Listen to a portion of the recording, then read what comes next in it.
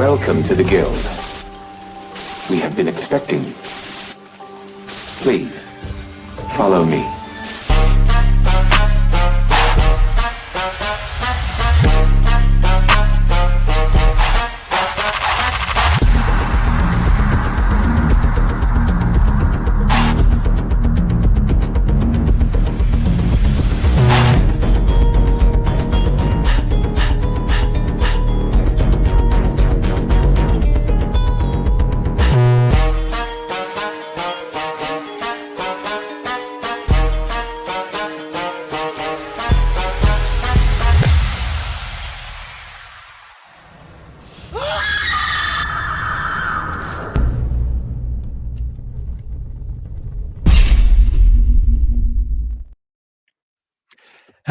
Hello, and welcome to our very latest episode of Night Quest. I am CMoney, and I have here today our boy, our homie, motherfucking Broke Boy in the building. Shout out to you, Broke Boy. Thank you for coming, man. How you doing, bro? What up? Hopefully we'll have some finger banging blasting tonight. So. Oh, a finger. Listen, everybody's always ready for a good finger blasting. You know what I'm saying? I have to show this to the group so to say no. Uh-oh. Well, I already showed it to you. We have to turn the background off so you can actually see it. Oh, the background is blocking it. Well, I think we could see it there. He has a wrap from Expedition 33. Is that official? No, it's a skin that I had custom made for it. Oh shit. Okay, look, he's not messing around. Listen, we know his love for Expedition 33 goes deep, but it keeps finding a new way to show itself, man. It's a beautiful thing, bro. It's just one of those things. It's just one of those things, man. Listen, I have fucking 75,000 Master Chiefs that's around here in some way, shape, or form. I was going to hold up the Xbox. Today we're going to talk about Xbox. Then hold up my Series S. We're going to talk about Xbox. Then I'm going to hold up my Xbox Ally, Xbox, and controller, Xbox. And then I said maybe a little bit of hold up the little PlayStation controller. Listen, this is the thing. Thankfully, right now we got so much stuff going on. Man, we just got a dope as new interview. Look at Jazz coming in right at the last moments right before going live with a dope follow-up interview, right? Haven't read that. The questions from our new CEO, Asha Sharma. She is proving to be pretty exciting to watch. I mean, she seems to be saying all the right things, making all the right moves so far. And it's not just her. We have to see what happens. Well, listen, that's all that exists out there. That's the whole life is see what happens. None of that shit matters. Are we going to cover that? People were complaining every fucking moment they have of this guy. What does it matter? What matters is her desire to do. Oh yeah, that's all that we give a shit about. I don't care about fucking. Oh, we'll see how. Yeah, of course we'll see how it all fucking plays out. There's no other thing you can do. You have to wait to see how it plays out. No, I want to know now. The exciting part is having someone with the vision and desire to take us to where, inherently we all desire to be, right? Where we want to be with the company who is keeping a focus on us, right? I talk all the time about it, but it's like, I feel like for Xbox, even though they've done all these other things, right, where they're expanding out and they're doing these things, they still have the core, right? They still have the core. They still have Game Pass where you're getting day one games for the core people, right? They're still going ahead and giving us new hardware and doing things for the core people, right? Like that's what I want to hear, is that reinforcement that the core is what matters. Also, it's so funny because when Phil had the interviews before, all the games were essentially going wherever they were going to go, he had mentioned that there's no red lines, right? There's any game can get it, right? Any game can go anywhere. Which doesn't mean everything is coming, people. Yeah, of course. But that's what the world ran with, right? He said those words, so that meant everything is going everywhere. Well, she also, in this interview, said some things, and we're going to talk about it, but she says something along those lines, and along the lines of whatever Xbox has going on right now, anything can get it. She's going to do the analysis on her own. She's going to see what that looks like. She's going to talk to her team. She has a group of veteran, gamers, game developers who she's going to lean on for whatever she lacks in certain expertise. Man, I'm just so pumped for this new future. Well, I have not read the interview. I haven't heard the interview. I haven't read or heard the interview yet, so it's going to be new for me. All right, well, we're going to do that together, which is just fucking phenomenal, man. I'm so pumped. I'm so excited. Listen, this is the thing. We've had a lot of moments coming up, right, where there's been big shifts, with Xbox and the fan base, right? We've seen it here, right? We had tons and tons of people who used to come, but because of our beliefs on things and us not crying, and they wanted to cry, they've changed their ways, and that's fine, right? There's no problem with that. But the point is that we've seen these waves where there's been kind of title shifts and people going back and forth. And now I'm watching it in real time on Twitter, where these dudes who left Xbox are like, well, I was an Xbox fan for so long. Can you bring back exclusive, please? I just want to go back home. Like, it's so crazy watching these people come out here and get on Twitter and beg this woman as if they're all these people. Listen, let me give you my 2 cents. Bitch, she don't want your 2 cents. She doesn't care you and your little Twitter bubble of what you're hoping is going to happen, and you looking for clicks, so you write this shit. Man, they don't care. I love it. She's doing exactly what I was loving about Xbox just going forward. What happened, bro? Crap Gamer is giving his advice. Like, yeah, fuck you. Oh, man, he doesn't even... that name doesn't even register over here, bro. Well, he said it. He said in a post that he talked to Phil like 2 weeks or 2 months ago. Bro, the only Phil he knows is his fucking garbage man. All right, there's no fucking Phil Spencer who's reaching out shit to this dude. But listen, the point is that what I'm seeing is, the true Xbox fans, like the true Xbox gamers, are coming together, and they're excited for this new prospect, right? This new chance for Xbox to kind of keep the momentum going in the right direction, right? Because she's made it clear she's not shifting all those things. The games are still going to go where they're going, but the commitments that she's making to the players, to the devs, to the console, to the box, to the very thing that people keep saying is dead.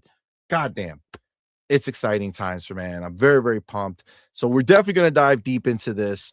We're also going to talk, assuming we see how this time goes, but we're also going to talk a little bit about, there's an article and, some things with Sarah Bond going on. And I guess people are trying to, I don't know, paint her as a scapegoat and stuff like that. I don't know what any of that means. And we've talked about it ourselves here. If you go back to the last show when we were, first found out about this news, look, whatever Sarah did, we don't know what this article is about, but put her in a situation where she was up against Asha and, she didn't get picked. Right.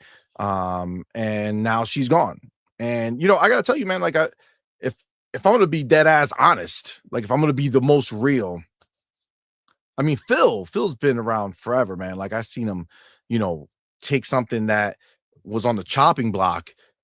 It literally just, bring this back to life, right? Bring Xbox back to life in a exciting way. And he's just the OG, right? He's the GOAT. He's been in the game forever. He was crushing it. He's leaving us in a fantastic place that Asha's now going to take that and move it forward. Listen, Sarah did her thing. The things that the decisions she made, she was in the position to make them. And listen, I like Phil co-signed those decisions and Satya co-signed those decisions. So if they were not happy with those decisions, that's, their problem as well, which is probably why Phil is also out, and why Satya is picking somebody who he trusts. Are we going to cover that tweet from Asha earlier today with Phil and Greenberg? Probably in the. I don't know if you've got it or not. If I need to send it to you. I'm pretty sure I did, where she thanked Phil and all this other stuff. And that first paragraph was the clue with me.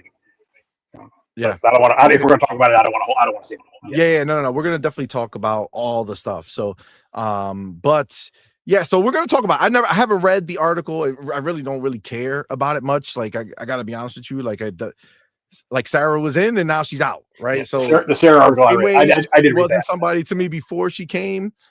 She's gone now, and we're on to the next one, right? Like, yeah, I did read that. And that's just a reality for me. I'm not gonna lie to you, and the same way I don't when other people get fired, right? I'm not sitting around. I show you guys and tell you guys the truth every time.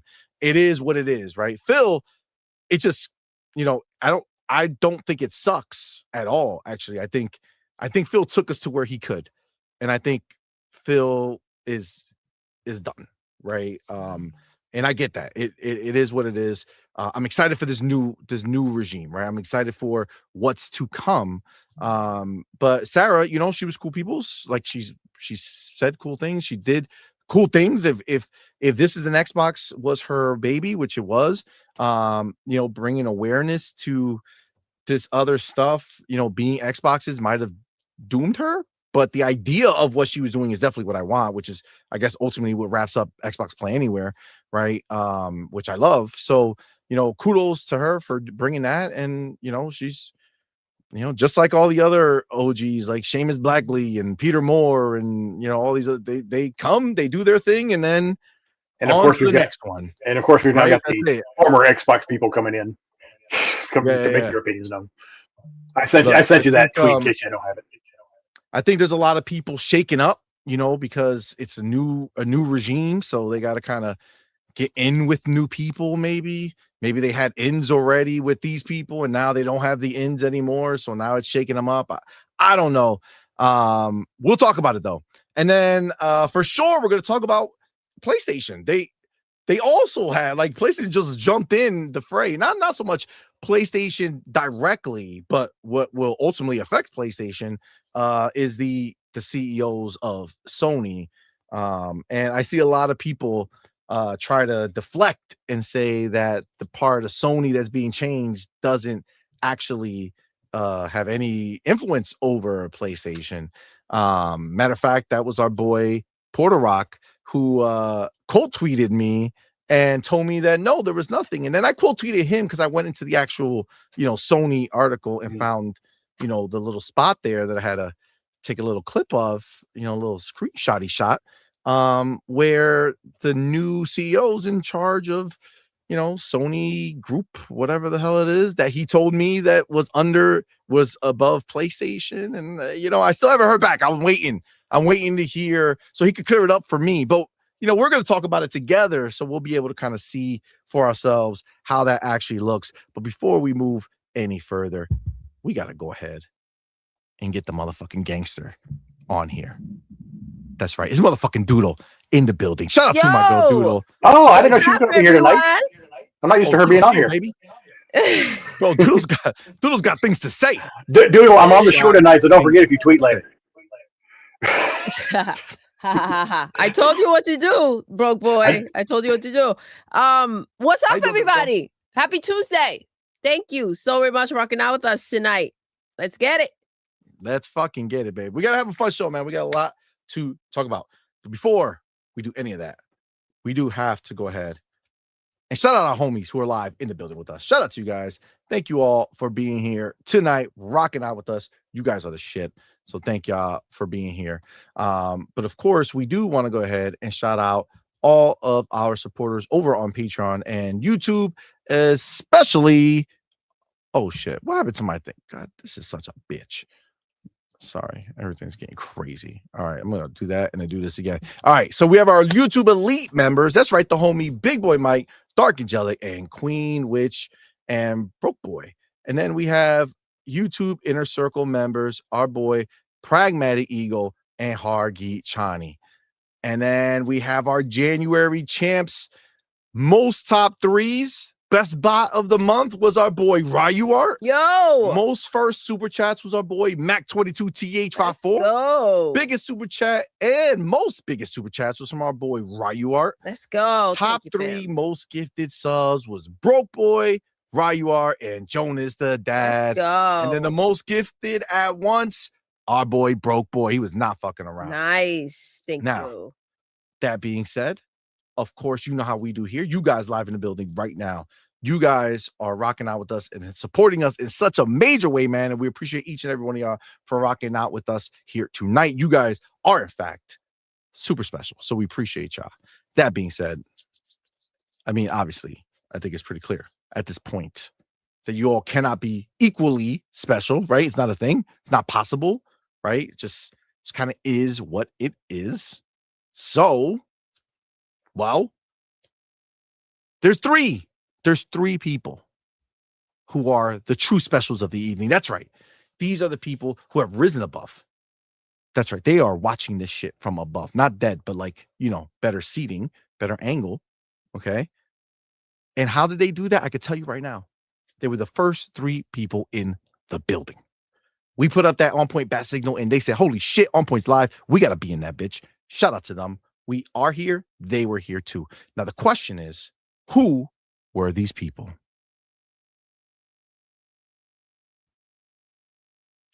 Dude, what the fuck? Why you fucking with me? Woo! There you go. There you go. You got a new owl. No new owl. I'm done. No That's, all new I get. owl. That's all I get. No. Dude, what the fuck? I'm waiting. I can't move forward until you do it.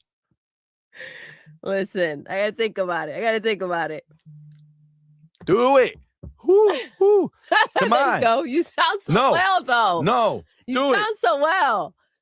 Who? Do it. You get 1 who. No, I need 3 who's. 3 who's. You've been on Hood. Oh my God. All right. Well, I'll tell you who. Okay. I will tell you who because I do have them right here. Go here. Then I'm going to go here. And then we go up here. And then I say number 3 in the building.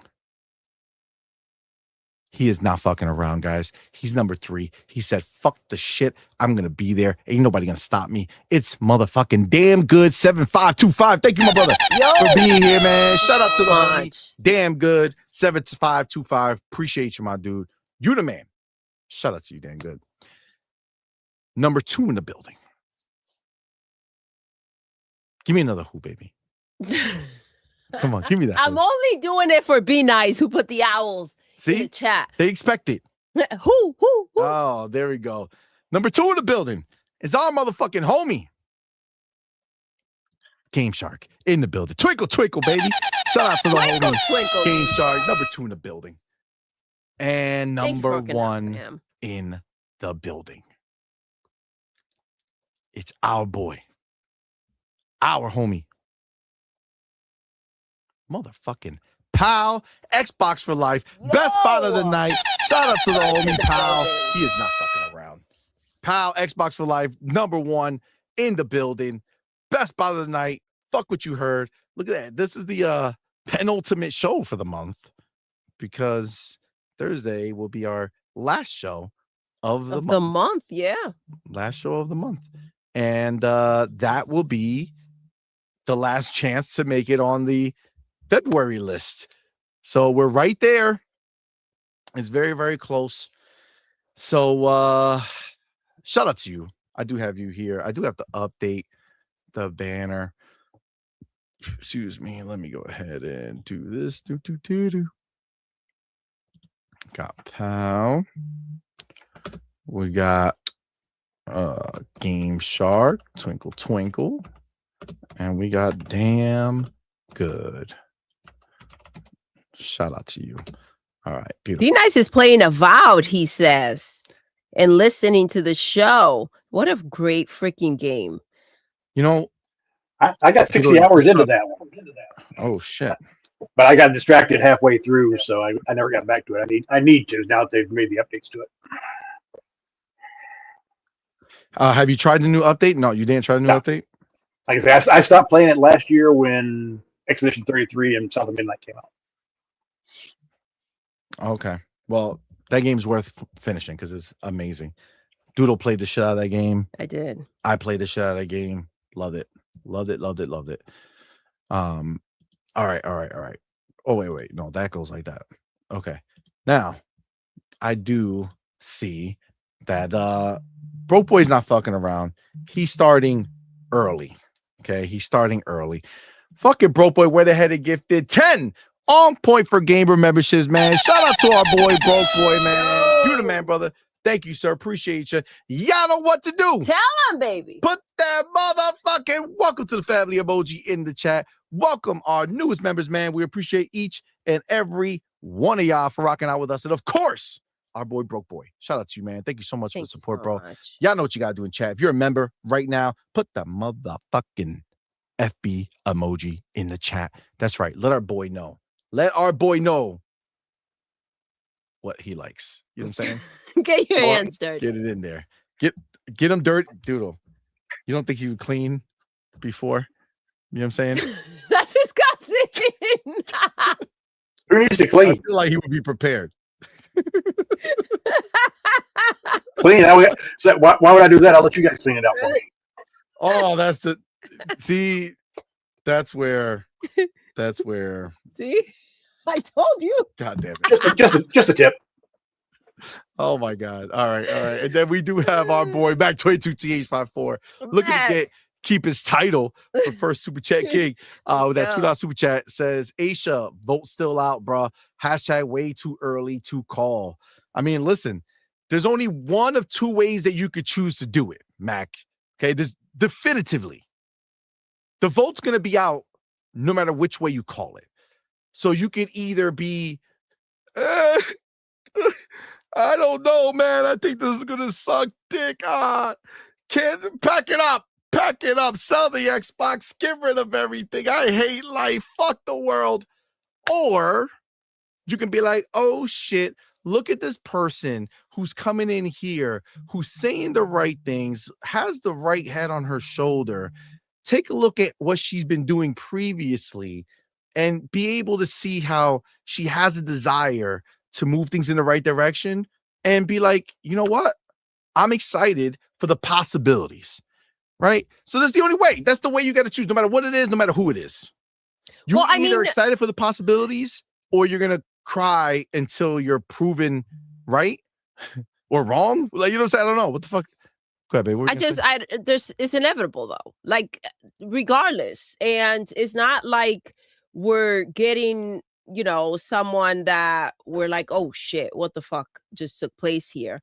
This wasn't a state of emergency. This was a shift, and I think staying positive about it would be the right step to take. You can't do anything about it. Well, especially when there's no reason to doubt it. Like there's nothing that I'm looking at that makes me say, oh man, I'm scared or I'm screwed. Like let me say it. First of all, Mac comes back with another $2. Hashtag no FB. Yo, hashtag always FBs. You know what I'm saying? Hashtag always FBs. No. It's no opping the FBs. These are just letters, babe. It's not no. He doesn't want to opt out of the FB. He wants extra, probably. He wants extra. Yeah. Gotcha. These are just initials, babe. I see that, Mac. You understand? Thank you for clearing it up. No problem. I got you, Mac.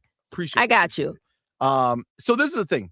One of the things, and listen, we're going to get to the interview. We're going to do all that stuff. And we're going to get into saying what's up to the homies. I didn't forget you guys. Of course, we always shout out our homies.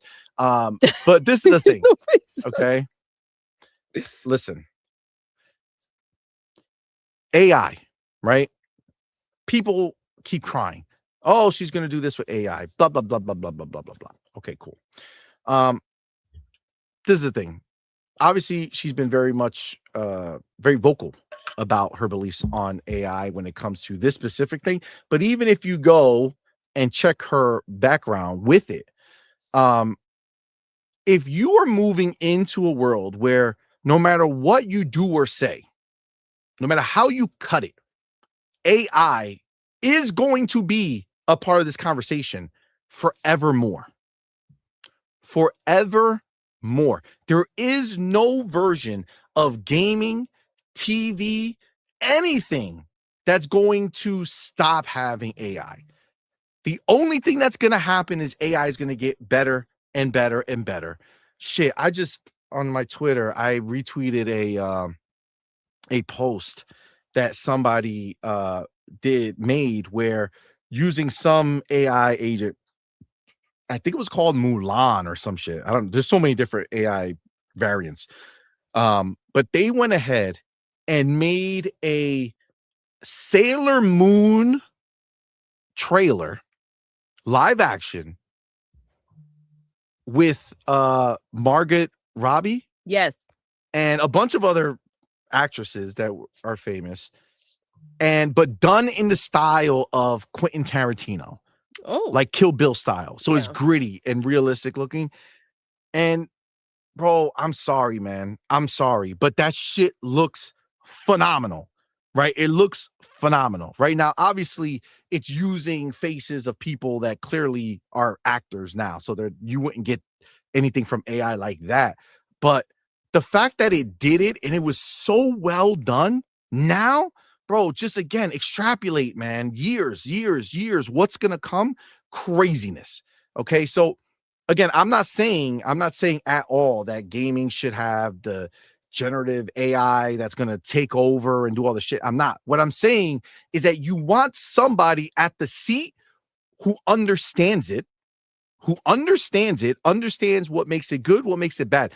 I watched a ton of, well, not a ton, but I watched a few of her interviews that she's done in the past when it comes to her previous position.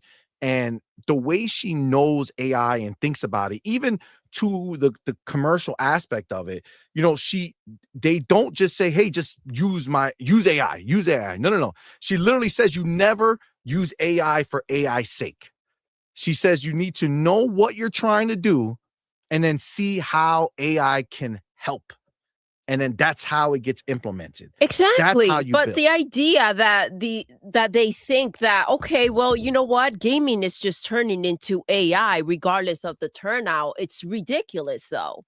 I think, you know, at some point we got to start using our brains and start giving people some credit. It's not like that's what they are heading to do, right? They're trying to figure out AI and how to incorporate it and make things a bit easier for the developers. You can't stop it. It's not going to happen. You really can't, though. Yeah, so kicking and crying about it is just ridiculous. Listen, I am excited for her fresh ideas, her new takes. Again, we all read, well, during our show last week, we went over her resume and some of the things that she has done, and it's very impressive. She's getting a lot of heat out there from people that don't even know who she is, right? Or have just kind of gotten an idea and then ran with it. I think it's a little loose. It's very embarrassing, the fact that you guys want to show her and kind of like make it seem as if that's just old gamers, right? You knuckleheads that go out there and start talking nonsense. You're a representation of gamers. And to have her step in, and in the last couple of days, here's some of the stuff, because I've been seeing some crazy shit out there. It's real embarrassing. It's real crazy. It's embarrassing. And I'm sure we're going to go over some of the things that have been said, but it's like, I can't even, that's just what's been said publicly. I can't even imagine. I don't even know what they've said privately. Because hopefully she doesn't have her DMs open. I hope not, because these people act crazy, to say the least. Yeah, I saw some BS guy put there. He was going through I've got his tweet up here. He's talking about, she says, going through the Nintendo boss background, PlayStation boss background, the Xbox background. 2 years of company, AI enthusiast, and has a background in marketing. That's all he put for her. Everybody's like, you do know she has other stuff, right? He's like, I don't care about any other low ranking positions she's held. We're like, okay, low ranking. Right, yeah, it's stupid. You can't even fuck with that. But before we keep going, we got our motherfucking homie in the building. Goddamn, Pharaoh Bazaar. Shout out to our boy Pharaoh. He's off camera right now. We don't know if he's gonna pop in. Oh, there he is. What's up, player? Nothing much, man. How's it been? Been Crazy, well, man. Crazy Happy week. Tuesday, bro. Happy Tuesday. What a time to be alive, huh? Yep. What a time to be alive. All right. So we do have that thing, but again, before we go into it, you know, we got to keep going here with our peoples. So we have the homie Mac 22TH54 with that $2 super chat. Says, CMoney, I'm sorry, bro. I'm a trust but verify. Facts, but you can't verify until it happens. So well, I mean, the verification we have are some of the things that she's been able to do. Right. Be able to like what she's done in the past. Before. Exactly. That's what we can go by. And also the idea, another thing is Satya, right? The idea that he's going to compromise anything that has been built would be ridiculous. And they've worked closely together, and it just obviously he made a decision that suited the situation. Facts. So the point though is, Mac, like I get it for sure, right? But we all have to, there's no other option, right? There's no choice but to wait to see. The point is during that time, what are you gonna do, right? Are you gonna be down? Are you gonna be upset? Are you gonna be going on Twitter crying about who she is and what she's accomplished, and she's not a gamer and she's going to ruin Xbox? And then one day things look great and you're like, I take it all back. She was right. She was actually good. Or do you just stay hopeful that she is going to do what's best because she just got a brand new position as CEO and doesn't want to fuck up her resume forever, right? I mean, our boy Mac, I know he's just saying that he's just cautious. He doesn't know which way it's going to go. But nobody does. But nobody does. So I get that. I like the fact that he's sharing how he feels and not out there saying crazy shit. I mean, that's the approach to take. Yeah, I mean, again, like that's 100% right, because you know that's some crying shit out there. But at the end of the day, you have to go ahead and just, you know, do what's best for you. Right? I don't know what gave these like I'm never gonna be this superpower that they think that they're gonna go out there and either like bully a person or a situation. I don't know what superpower they think they have. The power of crying, the power of bitching. Like, what do you think is going to happen with your stupid ass opinion, aside from you looking stupid and disrespectful and immature? I thought Doodle was going to say the power of Christ, and she said crying. I'm like, whew. Yeah, I thought so too. Like, the power of Christ compels you, man. The power of Christ compels you. But look, I mean, this is the reality, right? I'm excited. This is the thing. When I think about, and maybe, and listen, maybe I just come at it, and Doodle comes at it. Maybe we just come at it from a different angle, having a owning business, right? Like not that we have fucking Microsoft type business, but understanding, that a company will never ever try to ruin their shit. Okay, the idea that some people have been saying that they put her in a position so that the console can purposely fail and that they can move away from it is fucking, man, I wish we could use certain words that we used to use back in the day. Oh, those are the days. Really hard R. You know what I'm saying? Like, that is crazy to think that Microsoft, it's gonna self-sabotage. It's gonna self-sabotage. Like, are you fucking kidding me?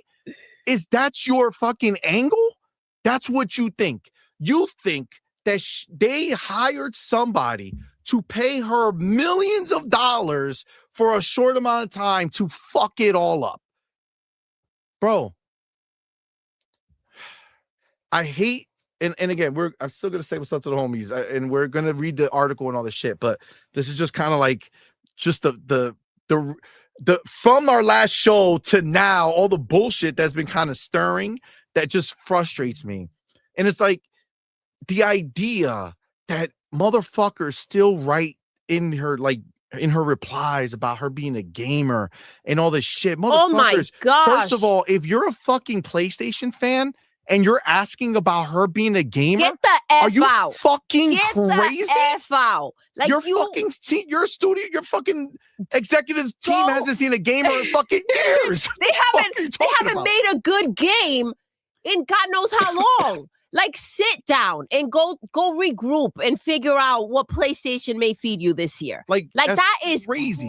Like, ponies need to get the fuck out of that conversation immediately. Seriously, this has any pony talking like that, nothing to do. Get the fuck out of here. You wouldn't even clown ass. Your opinion. If you don't have the balls to step up and say what PlayStation's doing wrong, do me a favor, sit down and shut the F up. The idea that they want to call her out on being a gamer or not. Let me tell you something. If Asha, and I feel like I'm still mispronouncing her Asha, name. I think. Asha, if Asha has spent her time in her mother's basement freaking playing games all day and night, she wouldn't be where she's at right now, clown. She wouldn't be where she's at right now. Her dedication and the work that she put in has put her in this position. And she doesn't, honestly, because this is some clown ass shit that I'm hearing out there. She doesn't need to be a freaking full-blown gamer or a gamer at all to understand what it takes to run a freaking business and to do her job. You guys had it good, right? Supposedly, if it's a gamer you wanted, Phil was there. And what did you guys come out here and say? He should go. He should go. He can't manage. He doesn't know how to manage. Exactly. Right? So you had the gamer in there. You freaking stab him to death. He's out now. And you want to bitch about what's lacking from Asha? Take several seats. Ridiculous. I just throw in there what the Take-Two CEO says, and I'll basically I'll paraphrase on it. He says, "I'm not a gamer. My job is to get the fuck out of their way." Yeah, I mean, look. I mean, I was gonna bring that stuff up once we got into the whole thing, but I mean, we're gonna talk about that. The fact that fucking Strauss Zelnick is not a fucking gamer, yet y'all motherfuckers are excited for Grand Theft Auto 6. Well, guess what? He steers the fucking ship that fucking Grand Theft Auto 6 gets made on. That's right. Because you're able to see what's quality, right? Nobody told you that he doesn't need to go play it. Run the business. You need to be able to bring in the developers that are going to be able to work on quality games, and you can identify easily what's a good game and what's not. You build a team. Exactly. You build a team. Come on, Strauss man. Zelnick doesn't know if Grand Theft Auto 6 is a good game or not, but his team does. He has trust of the people who are making the games. That's what it is. All this other shit is so ridiculous, my dude, that I can't even, bro. The boss have to know everything. He just has to surround himself by the people who do. That's the whole point. That's the whole point, right? That's what it is. Guess what? The developers wouldn't be able to run to freaking guide the ship the way that they do. No, they know how to develop. Exactly. It's two very separate jobs, but we're gonna get into it because there's a lot of shit with that because she actually responds to that directly, which she basically says what we say and what we're talking about for sure. So, and by the way, the fact that she is interacting, this is the problem though, right? And Phil used to do this a lot and then it kind of simmered down. But this is the problem, the abuse of power. And like when someone's trying to be genuine and connect with you, you go out there and you make a fool out of yourself. And it's like, she is actually interacting with you, right? She's trying to put her best foot forward when it comes to, the relationships and kind of like, it's kind of like saying, I know that this kind of came out of nowhere to you guys. I'm here. Here we go, right? in it's being abused. I agree. I mean, it's just really what it is.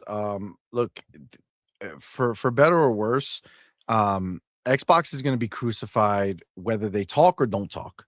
If they Absolutely. talk, their words will get misconstrued. If they don't talk, what are they hiding? They need to come out and say something.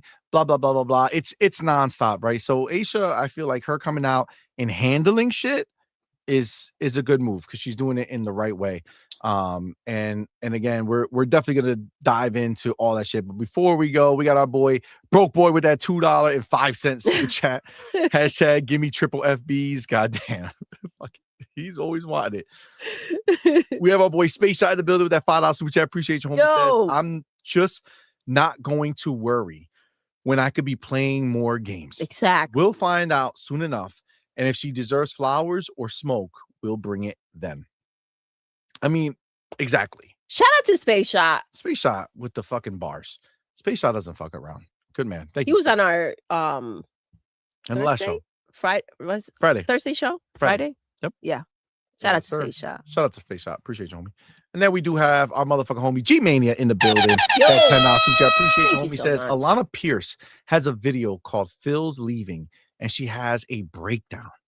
Says Xbox is closing down and PlayStation might too because of AI. It's funny as hell. She's even tearing up. Oh, goodness. Jesus, Alana. Come on, man. Come on. Is she going to be able to sleep at night?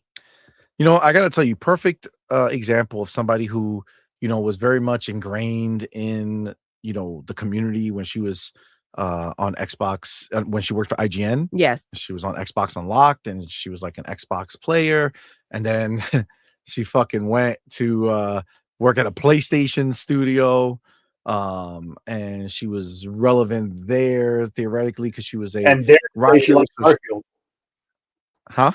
And dared to say that she liked Starfield while working for PlayStation. Oh yeah. They she was crucified there. her.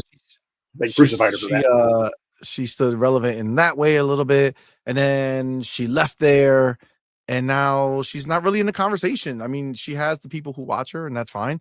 But she doesn't really have any place of importance in the regular conversation. Obviously, if you subscribe to her, or you're a fan of her, you do. But like, it's just what happens, man. You're in it till you're not. Once you leave, you're gone. You know what I'm saying? Like, when you're not around the war, you're not around. It's kind of is what it is. But yeah, that's wild. That's wild. It's just, this crazy leaps are insane, and they just want to like vilify the idea of AI. Excuse me. It just doesn't make any sense. But let's do just a quick shout out to some of the homies who are here, and then we're gonna get popping. I see Malcolm XX in the building. What's up, man? Yo, E Ranks, what's going on, homie? The Real Gamer Exodia with that Puerto Rican flag. Let's go. Shout out to our boy, The Real Gamer Exodia. Cage the Cunning Linguist. What's up, man? Happy birthday, bro. He says it's his birthday. Happy birthday. Oh, happy birthday to him, playa. Thank you for being here. I see Becca in the building. What's going on, fam? E Ranks, what's going on, playa? Thank you for being here, man. Excuse me. Ren in the building. What's up, dog? How you doing, man? Sincere, what's going on, bro? Son se queda. Sons es queda. Oh boy. What's going on, man? Escada, maybe. Son escada. I don't know. G maybe in the building. Yo. What's going on, player? Be nice, obviously, in the building. Stanley Francois, what's going on, homie? Thank you for being here. Ben Yang, what's going on, dog? Thank you, bro. Thank you for being here. All right, and Simple Jack. All right, everybody else, man. Appreciate you guys. Thank you for being here. Game Adaptation, what's going on? Loki, what's going on? I'm gonna go and just hop to it. Otogi, what's going on, player? As we got a lot to talk about. Jonas the Dad, what's up, player? All right. If I didn't say your name, thank you for being here, man. Appreciate Hiroki you. Totoki's in the chat. Hiroki Totoki, of course. That's hilarious. All right. Let's get started. All right, let's get started. And I have to wait. Let me grab it real quick because there is lots to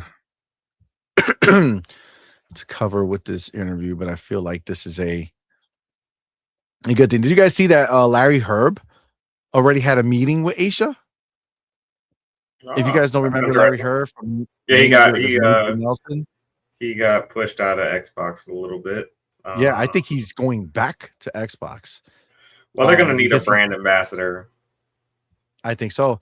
And I think he was pumped to go because he said, thanks to Asha for the great meeting. He has a picture with them two smiling, right? And then he just put up I guess before that, he wrote, "This is shaping up to be a good, fun, productive week." I don't know. I feel like he's feeling something. I don't know if it's just like to do something with them, but it seems like he might be trying to get back in there. So, you know, shout out to Major Nelson. Let me go ahead and just get this interview up real quick, and then we will be good to go. Yeah, these people saying that Xbox is going to shut down their hardware. Gross. Oh yeah, because you can still hear me, but when I leave the place, it always does this shit. Excuse me. Don't worry, I'm going to do this. And then I'm going to bring it over here. Boom shakalaka. And we'll be good to go. All right. So I'm going to add this now. Boom. Share. All right. Let me also get this chapter. All right. So all right, here we go. All right. So as we all know, we have a new CEO of Xbox. Very exciting. She's already done her own, her own letter that she put out there, her own statement where she goes ahead and, talks about what she wants to do and her plan for everything going forward. Obviously that turned into people going ahead and giving her shit for it. You know what I'm saying? Going ahead and, doubting what she's saying or questioning everything. Well, Jez over at Windows Central went ahead and had an exclusive interview with her and Matt Booty. So not just Asha, but Matt Booty as well. And let's just jump into it, man. There's a lot that's said, but it's all worth it, man. All right. So it says, as former Xbox CEO Phil Spencer prepares to exit, we caught up with incoming CEO Asha Sharma and newly promoted CCO Matt Booty to learn about what the future holds for Microsoft's gaming operation. As of February 23rd, 2026, Xbox has a new CEO. Asha Sharma is taking over from Phil Spencer, who is set to fully retire from the business this October. Spencer has been instrumental in turning Xbox from a Microsoft oddity to a pillar subsidiary, bigger in some quarters than Windows itself. But times have changed. Xbox is facing some of its biggest challenges yet, as disruption from non-gaming entities threaten playtime hours and evolving user behavior and sentiment bottlenecks interest in traditional video game play.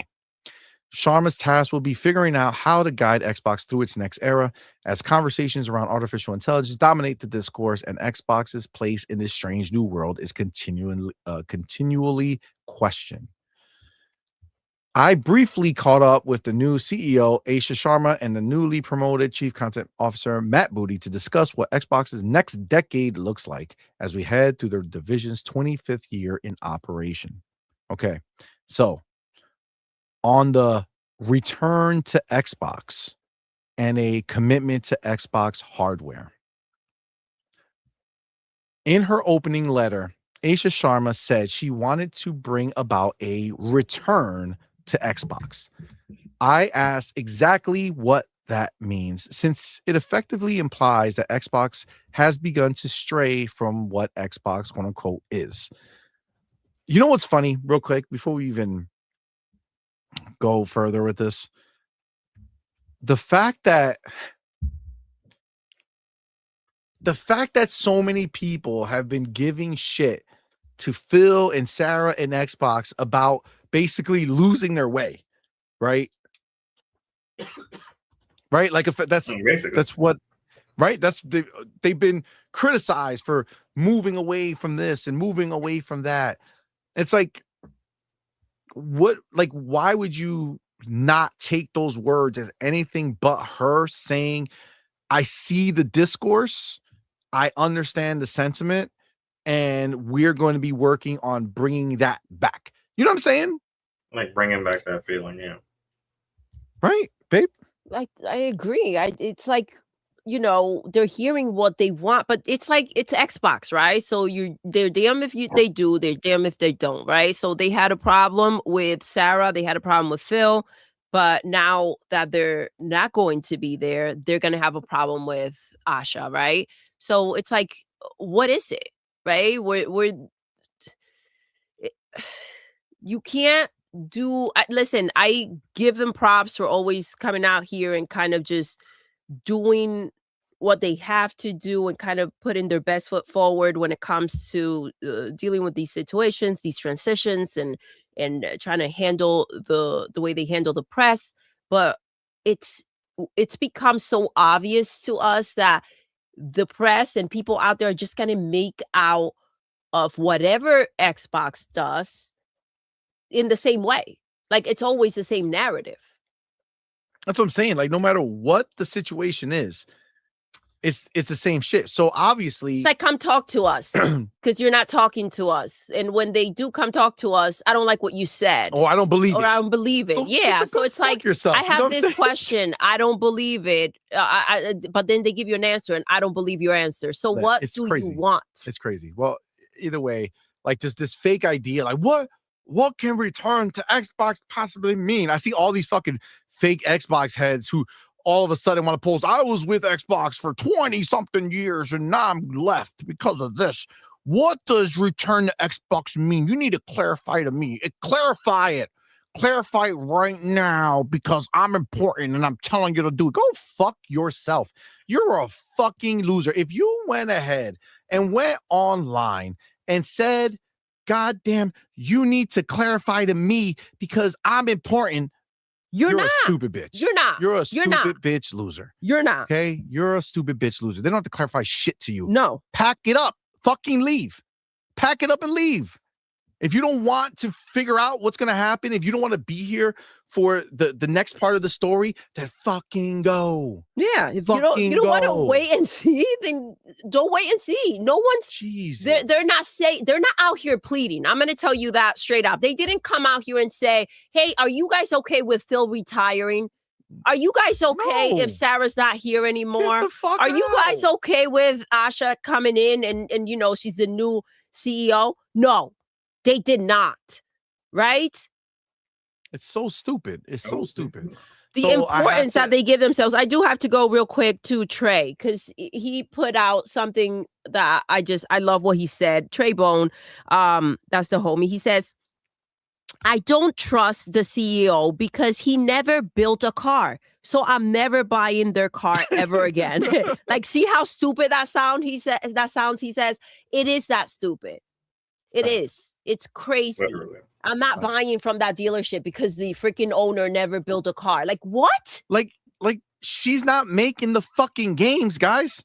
The same studios that gave me Avowed, fucking Outer Worlds, Grounded, they're gonna keep making them. All this is what more is she going to do? What more are we going to get? That's the question. That's all I'm waiting to see. That's all I'm waiting to see. And all these people out there that have been talking about, you know, stepping on rakes and mismanagement and all this other shit, you guys should all be happy right now. But they're not, because they just found a new reason to cry. And it doesn't end. Agreed. So it's about the platform for them. That's all it is. It's fucking ridiculous, man. This is the thing. I understand that Jez had to ask this because of so many people out there with this bullshit. Well, what does return to Xbox mean? What does it mean? Please, I need to know. I don't know words. I don't know. What does it mean? Fuck up. But sure, just ask her. What does it mean? Sharma volunteered an emphasis on Xbox Core, blah, blah, blah. Okay, we're about to read it, dog. You don't need to give me a summary of what she's about to say when she's literally quoted here. Sorry. That was misdirected heat for Jez for no reason, but it's just the stupidity, not of him, but like the bullshit that's out there, bro. Says, for me, this is Asha now, the spirit of return to Xbox is about returning to the spirit that the team was founded on. Sharma explains, it's that spirit of surprise. It's the spirit of building something nobody else was willing to try. I've heard renegade, rebellion, and fun used. That's what I was thinking about when I wrote that. You know what's funny? Kind of just makes sense, right? Return to the core of Xbox, right? That mindset. How is this not logical to people? You know what? I gotta believe in my heart that it is. That they know the answer. No, and they're so desperate for that attention. They know the freaking answer because it is just so ridiculous that things that come up that you're just hoping that they're playing stupid.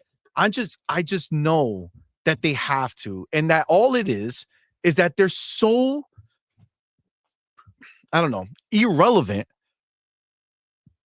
that they feel like if they talk about it, because they know right now the zeitgeist out there is to talk shit about Xbox and talk shit about the CEO. So if they write a post saying, well, what does return to Xbox mean? Please tell me, I need to know. If they do that, then they'll get some likes or maybe a quote tweet or a retweet. You know what I'm saying? Like, it's sad that that's the state of the situation right now, but it's just what it is. These people are so ridiculous, bro. But yes, this is what I want to hear. And I'm sorry to some people, our boy Mac, he might say, I need to wait and see. That's fine. But this is what I want to see now. This is all we can see now is what is her ambition? What is her goal? What is her desire? And I don't think that anyone should be making her job more difficult. Like if she came out here, she's obviously, this is, you know, Phil is still in there and, you know, they're kind of going over things, whatever they need to do. And then she's going to embark on her new journey. And it's like, why should anyone make that more difficult? Like the changes are changes. And it's like that has to be dealt with, transitions and everything. And why do we need to throw stones and daggers at people? It's crazy to me. Because this is the baby bullshit that's out there, babe. All right, this is what it is. And then if things just happen to not work out, it's like, look, guys, this is what I was crying about. Agreed. And honestly, I just feel like this is like to hear her say things that, you know, when we interviewed Seamus Blackley, yes, right, on this channel, we had an interview with him. You know, when we were doing him and a dev, and you know, we had a great interview with him, great conversation, and a lot of what he talked about when he talked about Xbox was, you know, them like hustling to make this happen, to make it a thing, right? Like renegade is a word that I think would apply to that, right? Absolutely. I love that what she wants to do is do this, right? And basically, you know, I gotta tell you, I think you guys.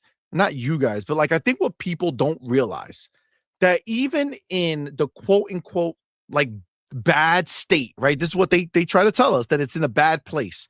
Even in that situation, some quarters of the year, Xbox does better than Windows. Okay. Understand that. So in the situation they're in right now, Xbox does better than Windows sometimes, right? So if Xbox does better than Windows sometimes, let me help you guys out and let you know what's going on. Xbox is here to fucking stay. There's no going back. It is a pillar. So she actually coming in with a fresh slate, right? With no prior expectations, no bullshit baggage Yes. that she has to bring into this. I'm sure with Satya, especially Satya bringing her in himself to take this position, knows that when he's signing up for this is to let her create something moving forward. Like, she has to do this now. She basically has the ability to shape what is happening in the future and what's going to continue to happen. And the fact that she wants to do that whole idea of returning to the Xbox core, returning to that spirit of building something that no one else was willing to try. I love that. She said in her statement before, the risk that they wanted to take. She said that the future belonged to the studios who were able to willing to take the risk. Yes, I love the idea of man. That's what we want. Yes, we want these studios to be challenged. I also feel like she wouldn't be shy from pulling the plug on something that's not working out. And I think that's part of, bringing someone new, bringing someone fresh that doesn't have that, attachment to certain things. I think that, that it's beneficial in a way, right? 100%. How long were we waiting for Perfect Dark for, and then found out? Like, I feel like you just have to be a little bit more fresh-minded without the baggage and the attachment to certain things. And I think that's going to be beneficial to the business. Agreed. 100%. And again, I think it's also a great thing that her and Satya have worked together. And she also not only coming in, she obviously knows the history, what's happened, what's needed, right? Because a lot of times from an outside, you can see a lot better what would from, when you're closed in a situation, what you see in there. So from an outside perspective, she's able to see a lot more. And I do think that she does have, obviously, an understanding of Satya's vision for this, right? Yeah. Agreed. What do you think, Farrell, about this whole return to Xbox?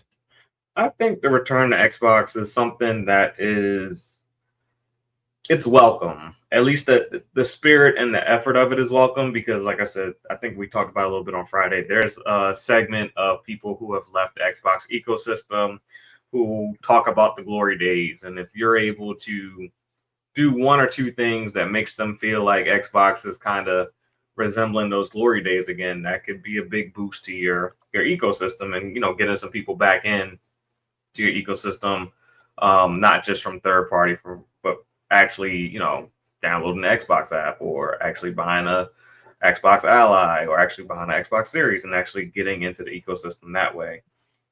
So I think that there's value in doing that. And then I also believe that there's a certain value to, going back to some of those old IPs like they're already doing right now.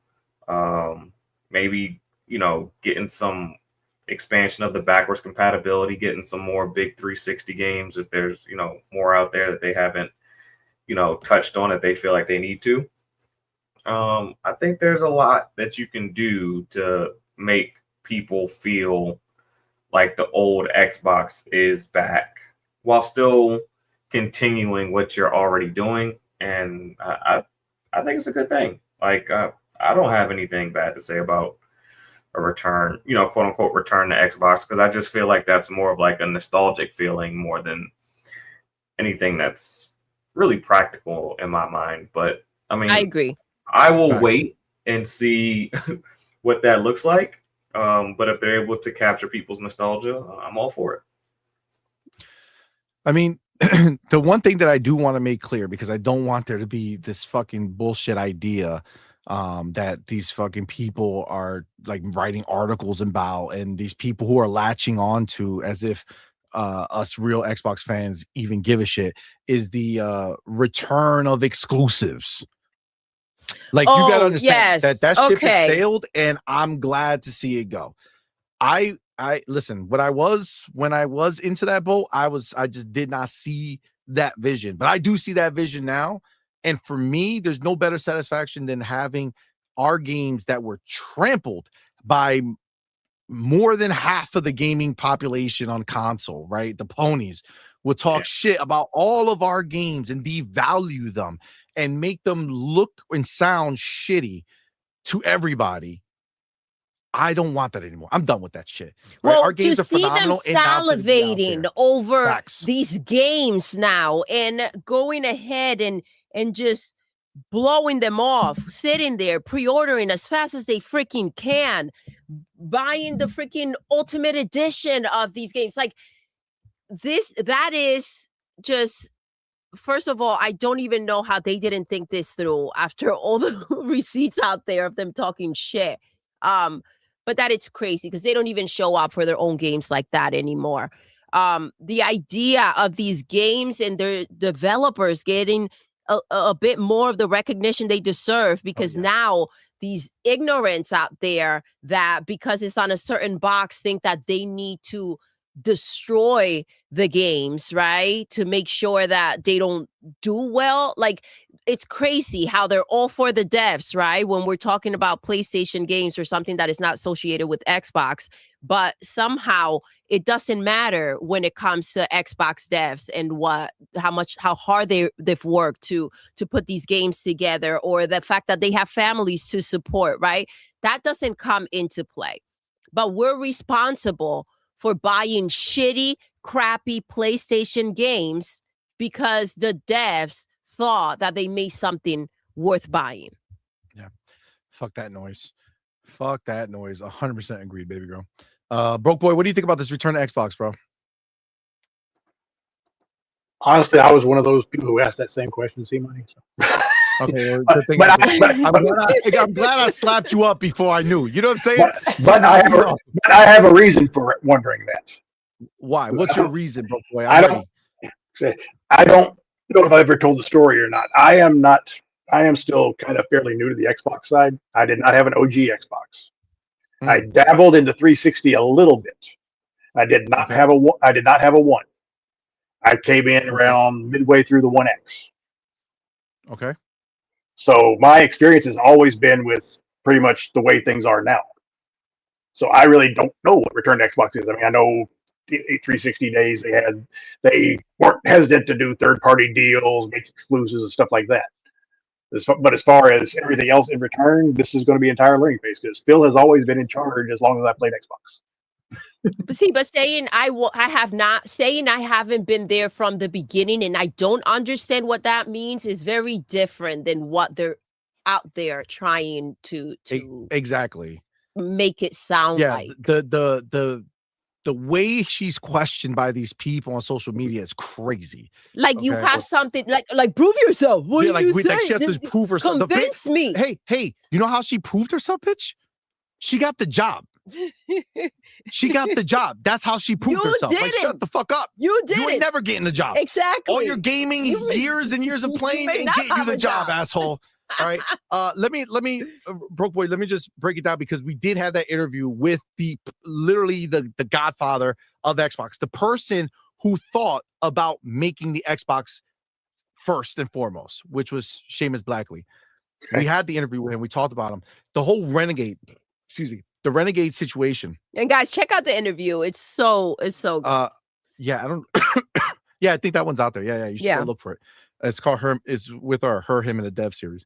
But either way, it's the idea that when they started, there was this hunger, right, to make it happen, right? Like they had this thirst, right? They were the renegades because ambition, they were doing what no one else was doing, right?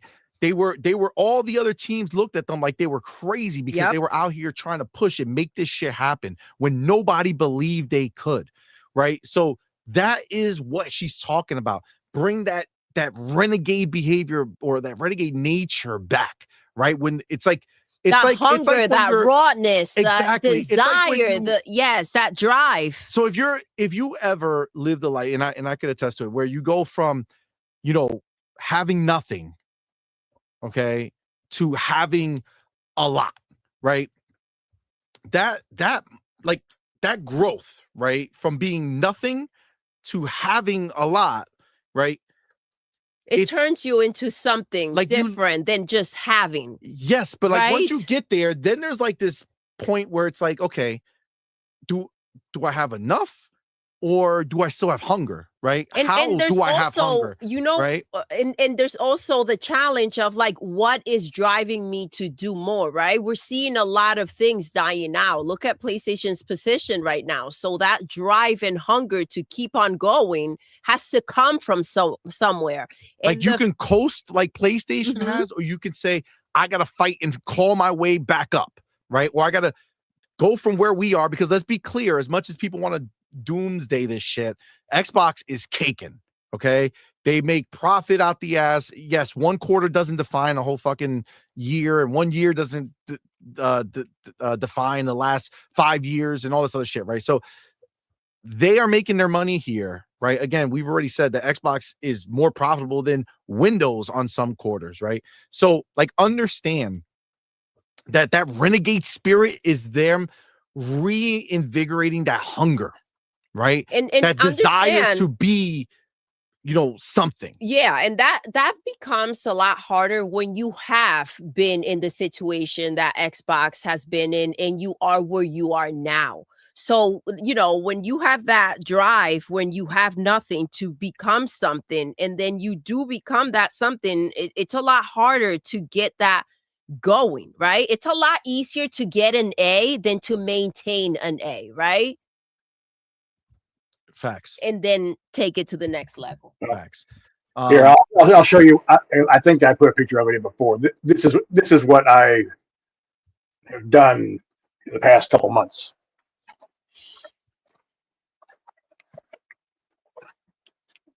What?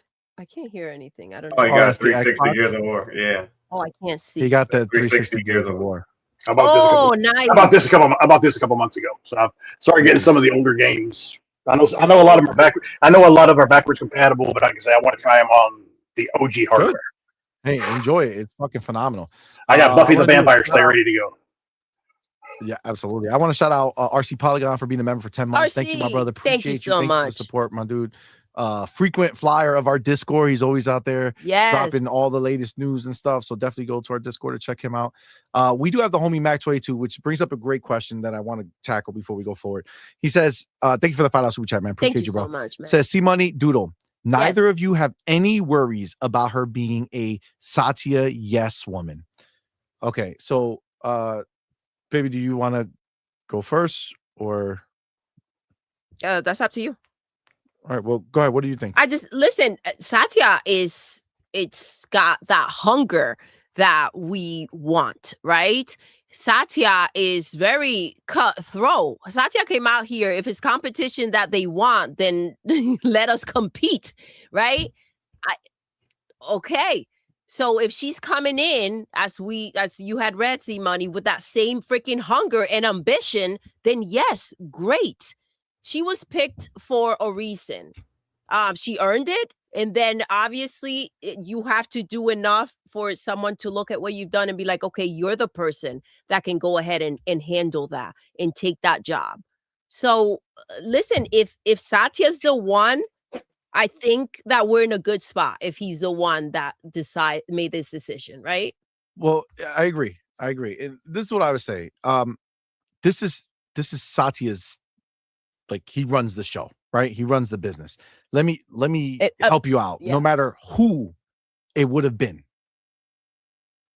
no matter what there is, Satya is always the final word. No matter what. No matter what. Like Phil didn't have to run things through.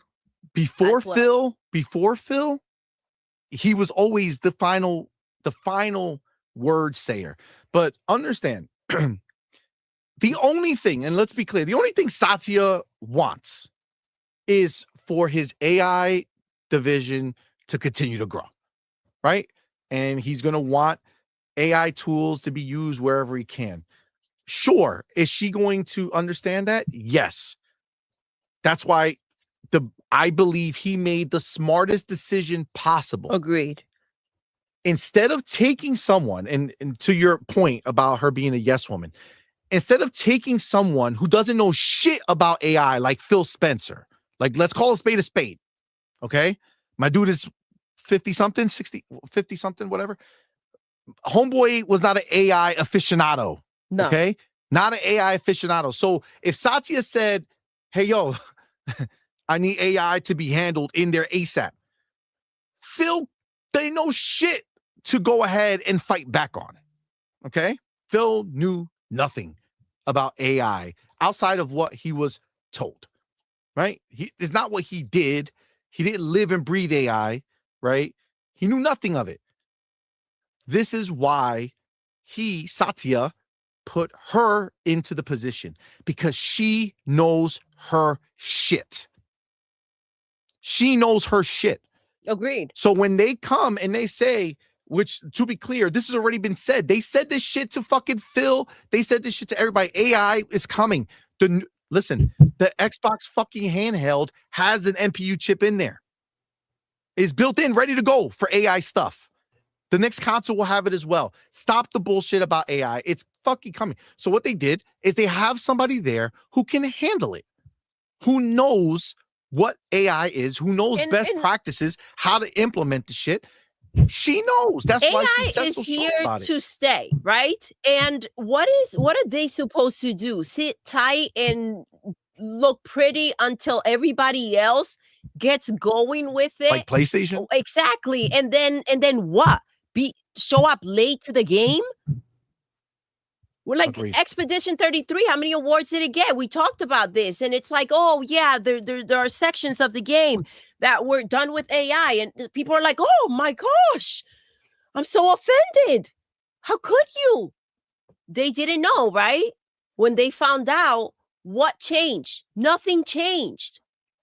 And Agreed. This is the thing. If we're talking about,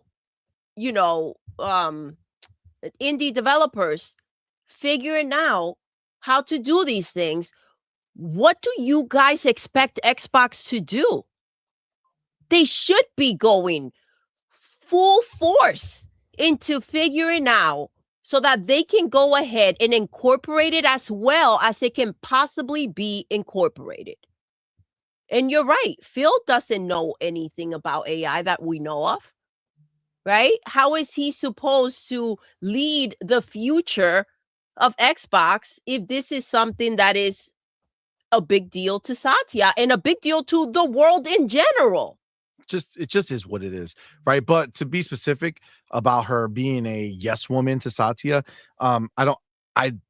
listen, you guys can't with a straight face give smoke to Asha about not being a gamer and then think Satya has any fucking input about gaming. 100%. This motherfucker has no gaming credentials. Zero. He's not out there being like, hey, listen, when you make the next Gears of War, can you please make sure it doesn't have this shit in there? No, he has nothing to do with it. And no one gives him crap about it. All he wants is for the business to be successful and to continue to be successful and continue to grow. That's the mandate. That is her job. Now, they have Windows. They're already doing that. Think about it. What does Satya want? He's getting it. They're taking Windows, the platform, and converting it fully, wholeheartedly into a gaming platform. They're putting Windows in the next Xbox. Done. It's already in the handheld.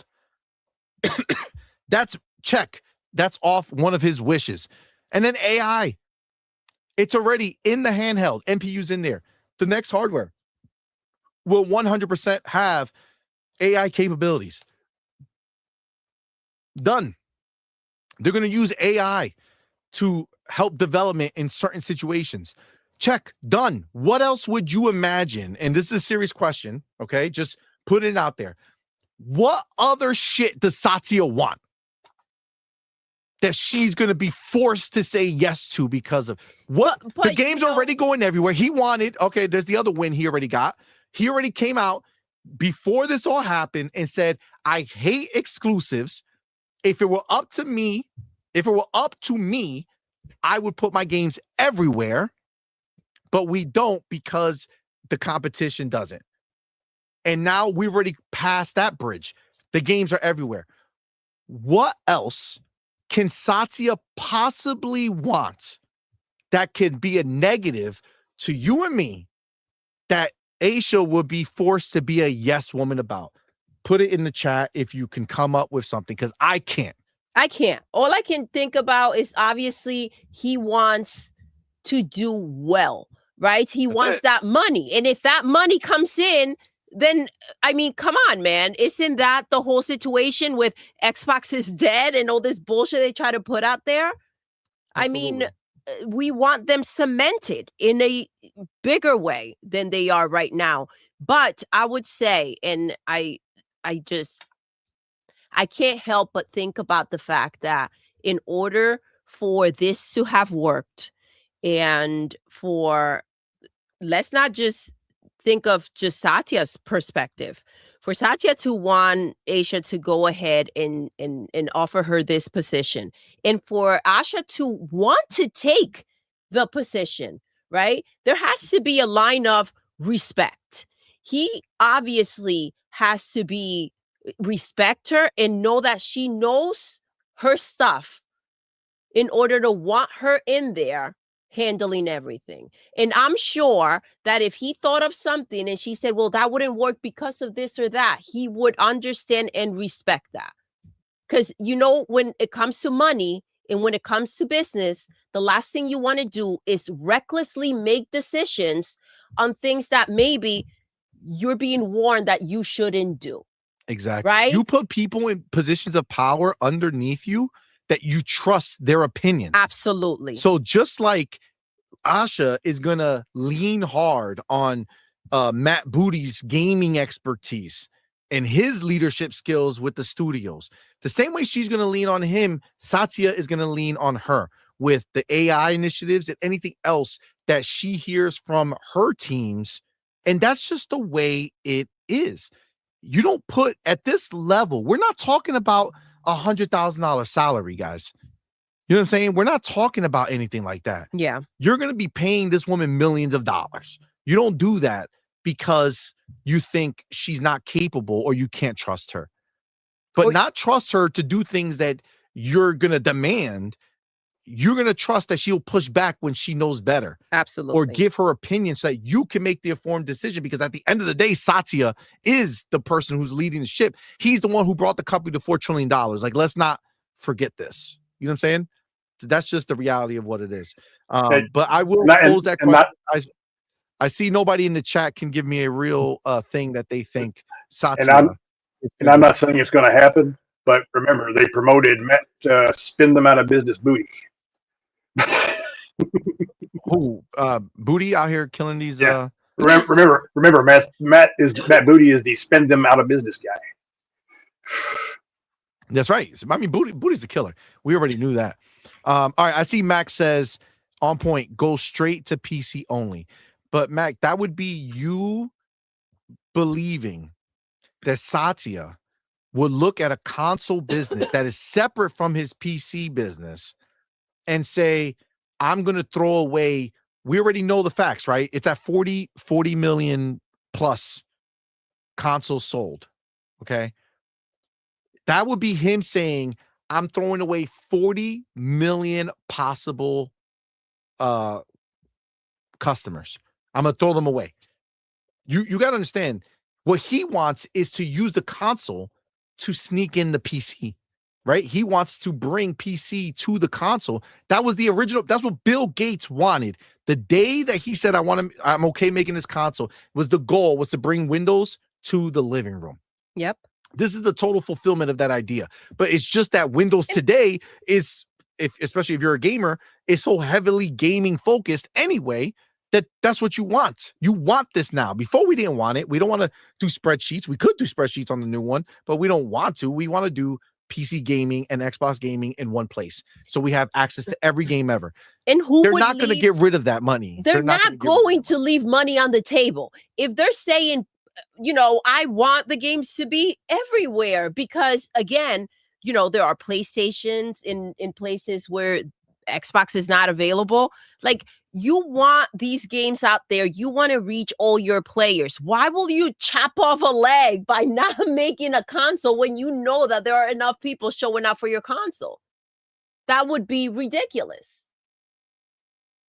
Facts. Let me get but first of all, shout out to you, Mac, with that great question. Because it did start a that was really good. Thank you, Mac. Let's take a quick second to shout out the homie Broke Boy in the building for going ahead and gifting another 5 on point for gamer matches. Man. Shout out to you, man. Thank you so much for the support. Y'all know what to do. Tell them, baby. Put that motherfucking welcome to the family emoji in the chat. Welcome our newest members, man. We appreciate each and every one of y'all for rocking out with us. Thank y'all so much for being here. And of course, our boy Broke Boy. Thank you, man, for the support. Go ahead and put the FBs in the chat. Support our dude.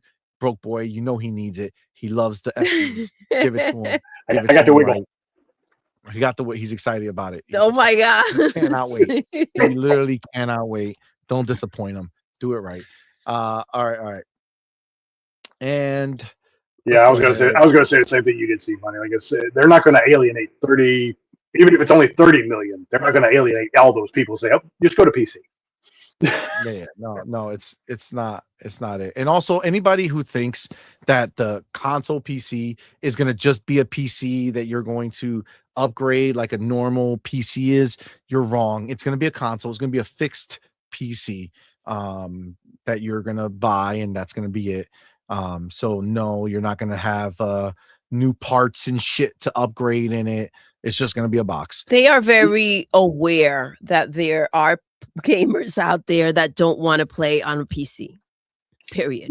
You know something I would like to see. You know something I would like to see though. There's a. I don't know what other platform is on, but there is an app on the Apple TV called Steam Link, where you can actually remote into your gaming PC and play through your Apple TV. I don't think it would be that hard to put that on Xbox. No. Well, once you're on the PC side of it, you can do that already. Like, if you can make the app for Apple, if you can make the app for Apple, yeah. But if you can make the app for Apple TV, you should be able to also make the app for the Xbox console. Yeah, of course. It's just a desire. It's just a desire whether they want to do it or not. But ultimately, at the end of the day, they're going to put the actual Steam on there anyway. So, Oh wait, and I did get it set up. What's that? Oh, the new ROG. Yeah. It's good. You enjoying it? So far, I can see I've got my AR glasses on, so I'm playing on a 110-inch screen. Nice. All right, we do have the homie JD Gamer in the building. Shout out to the homie JD Gamer. Appreciate you, man. Thank you for rocking out with us. He says Sarah was brought on when everyone thought mobile was the next big thing. Then all that got stalled with the legal hurdles. Now it's all about AI. I mean, it's true. Right, that was one of her big initiatives. She was talking about they were bringing the store to mobile, and then they can never get around it. That they thought it was going to go their way, and then it didn't go their way, and they can't just sit there and fucking wait for that shit. Yeah, right. So it makes sense that they brought somebody from T-Mobile to handle mobile, and now mobile's done. So now she's done. Makes sense. Checks out. JD follows up with another $5 which I appreciate you, my dude. Thank you so much. He says, who better to usher in the next wave of the future and to prevent AI slop than someone who actually knows what bad AI slop looks like? Exactly. Not the new guy. I mean, come on, man. That's exactly the point, right? You're 100% on fucking cue here, right? Like, that's on point, right? She knows it. She understands AI.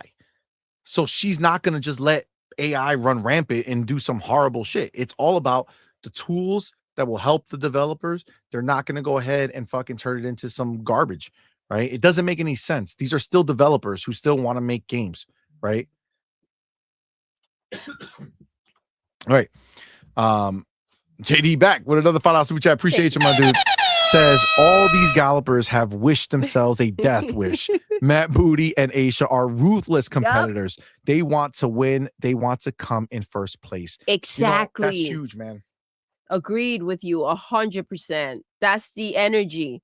Again, it's Matt Booty, bro. And then we see what she's coming, like that hunger that she's coming man. in with. And it's like, man, it's not just them. This is what we want as well. Bro, I'm not gonna lie. Phil was getting a little too kumbaya. You know what I'm saying? Yeah.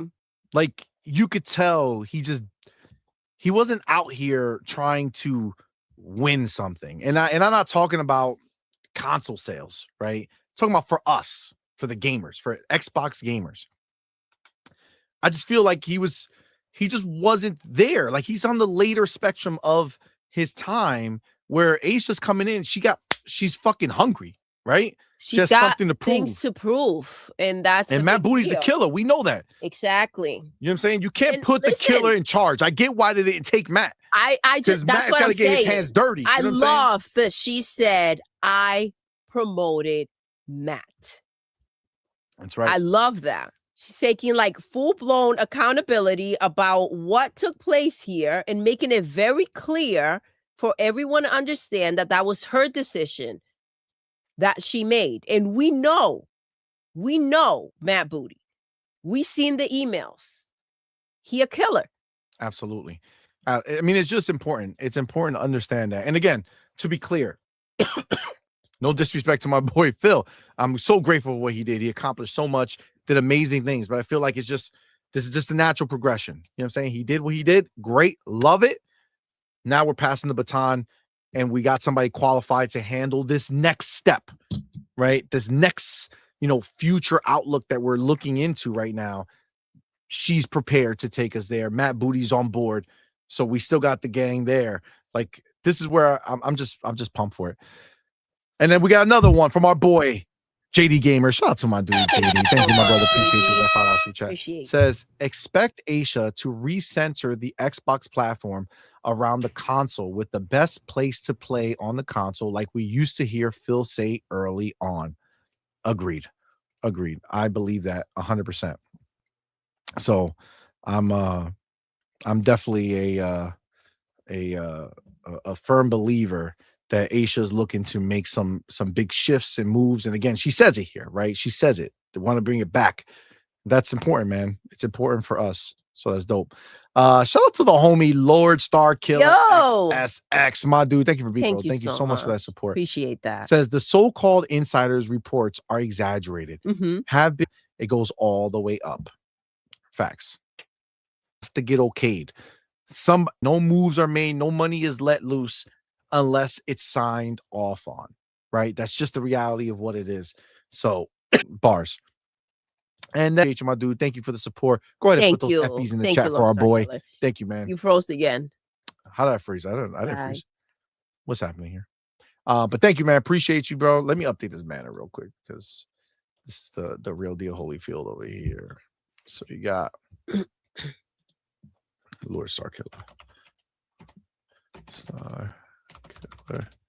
XS20. Gifted. Beautiful. All right. Awesome, man. Thank you so much, brother. Appreciate you. Thank you so much. Oh my God. What happened? Broke boy doesn't like to be on the bottom. Broke boy went ahead and gifted 5 + 1. So I told you, CMoney. I told you, CMoney. I'm a top. I told you, CMoney. I'm a top. He's the top. He's the top. He's making it known. Y'all know what to do. Tell him, baby. Put that motherfucker. Welcome to the family emoji in the chat. Welcome our newest members, man. We appreciate each and every one of y'all for rocking out with us. And of course, our boy Broke Boy, man. Thank you for going ahead and doing another 6. So now you're at 21, no longer underneath Lord. Let's see if we can do what we did last time. Oh my God, that's wild. That's hilarious. Thank you, man. Appreciate it. Thank you so much. All right. Let's get moving with this. So all right. Here we go. Okay. So let's continue. Sharma acknowledged an investment. What? He's always like pre-telling me. Pre-telling and then goes into it. It's like, then we just like I could read the quote. Says, I think that our core Xbox fans and players have invested up to 25 years of themselves in these universes and our console. I want to make sure everybody knows I'm committed to Xbox, starting with the console. Mm. We're going to keep meeting players where they are. The world continues to evolve and change. We're going to make sure Xbox is a great place for developers and players. We want to invest in reducing the artificial divide between different types of devices that they want to use with us. I think that's going to mean a lot more investment in breaking down the barriers, in helping developers build once and show up across different hardware experiences. For me, I believe Xbox starts with its fans and will grow from there. That's what I wanted to signal with the return to Xbox. Now, I will say this. That line that she just said, helping developers build once and show up across different hardware experiences, I can confirm to you guys right now that one of the things that I'm going to be seeing at GDC is that talk right there. So it's literally the headline of one of the talks they're going to be doing, which is helping developers build once and show up across different hardware experiences. So that is a big deal to them because literally that's what's coming up really soon. They're going to be talking more about that. So there, it's not a small thing. It's a big deal to them. So Yeah. I definitely see that. And I mean, frankly, this is just music to our ears, right? Like this is what we want. They're letting you know it's starting with the console. The console matters. The console is important, but everything else is still not going to change, right? They're still putting shit everywhere. They're still doing everything that they need to do. But what they're trying to do is make it where you do one time, you develop, and it shows up everywhere. That's fucking phenomenal. Agreed. That's phenomenal. All right. Where am I? And all right, for me, I believe Xbox starts with its fans and will grow from there. That's what I wanted to signal with the return to Xbox. All right. Beautiful. Okay, so there's been a ton of speculation about what Xbox, what kind of moves. Wait, is there another quote right after this? Okay, so there is. He wants to pad out the story, so he keeps adding little context beforehand. Excuse me. She says, right now, I need to learn candidly about the why of these decisions, what we were optimizing for, and what the data says about the Xbox strategy today. That's the honest answer. I'm looking at lifetime value, not just what happened in a previous moment or in short-term efficiencies and things like that. The plan's the plan until it's not the plan. Agreed.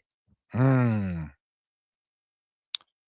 a big deal, right? Okay, so hold on. That's something that a lot of people don't like to understand.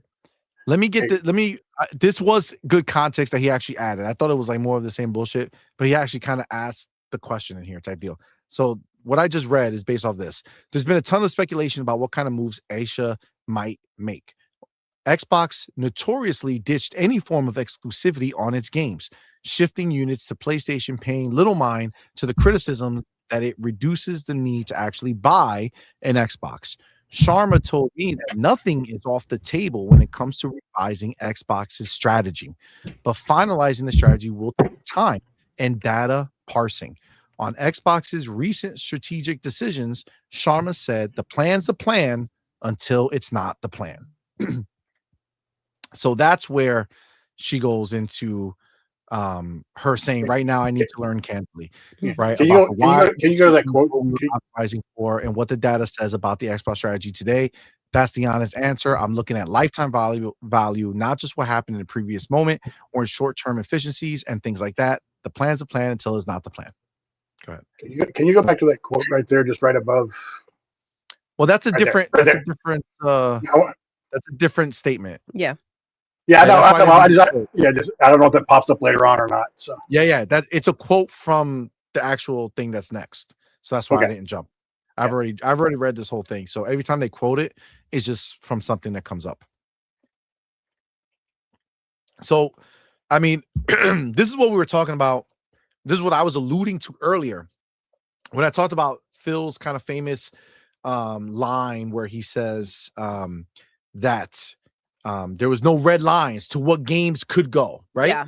People were questioning Halo and all this stuff and like, oh no, that'll never happen. And Phil was like, there's no red lines, right? It can go where it needs to go. Exactly. If it's gonna go, it can go. And Now they're orange lines. what I love about this, and again, I need to be clear here. Don't think that any of this equals that there'll be full exclusivity. Okay.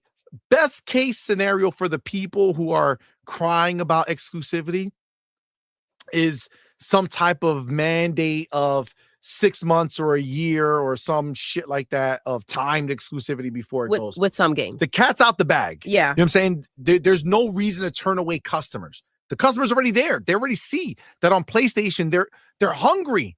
They're hungry. They want to eat. Stupid not to feed them. They're just waiting there with their 1 to 2 games that they were going to make. I mean, that they were going to buy for the year. They're buying Xbox games. You know what I'm saying? Like that's what they want, right? They want to take that money. You're not going to walk away from the money ever. That's done. It's just whether or not the delay matters. And I think if you look at the success of Forza that came out 4 years after the original, I think both ways will work. But the point is that I don't care. I don't care. And I don't think that that's what she's going to do, but she does. I guess if you want to feel that way for the people who are so stressed about it, they do leave the door open for her assessment to be that no exclusives hurts them. I don't see that as a thing. That's bullshit. It doesn't hurt anybody. And that's just a reality. All it does is help. It helps the devs. It helps games. It's so crazy to think that people are sitting there stressed about this shit. Like, go on Game Pass, go play some games, go hang out. Like, what are you stressing about? It's just so difficult to even understand.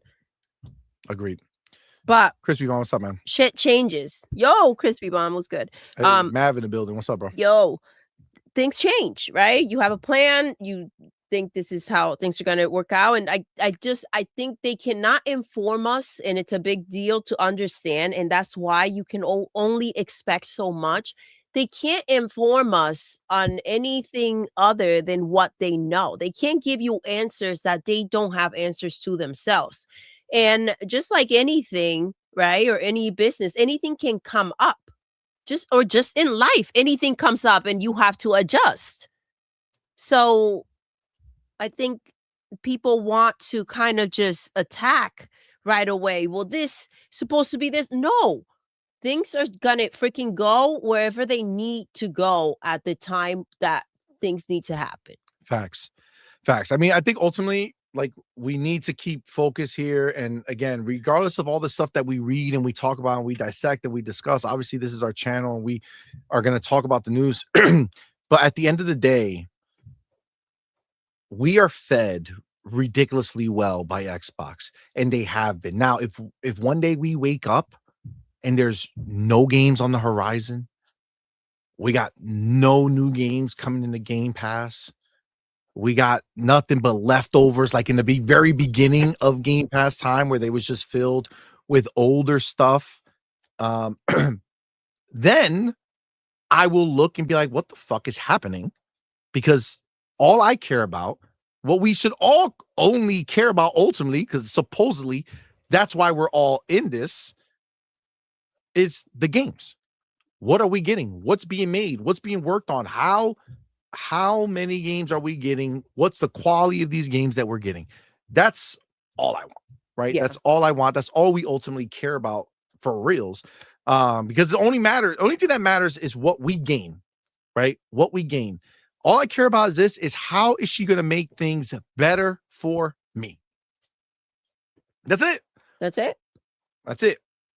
That's all I need to know. Listen, what makes sense to some people maybe doesn't make sense to others. right? And that's something that I think people don't like to understand or pretend they don't get, right? Agreed. Yeah, and that's the argument I have with a lot of guys. It's one of those things. So what is it going to do for you? It's like right now they give me the games I want to play on the platform I want to play them on the service I want to use if I decide to, and they still make the hardware.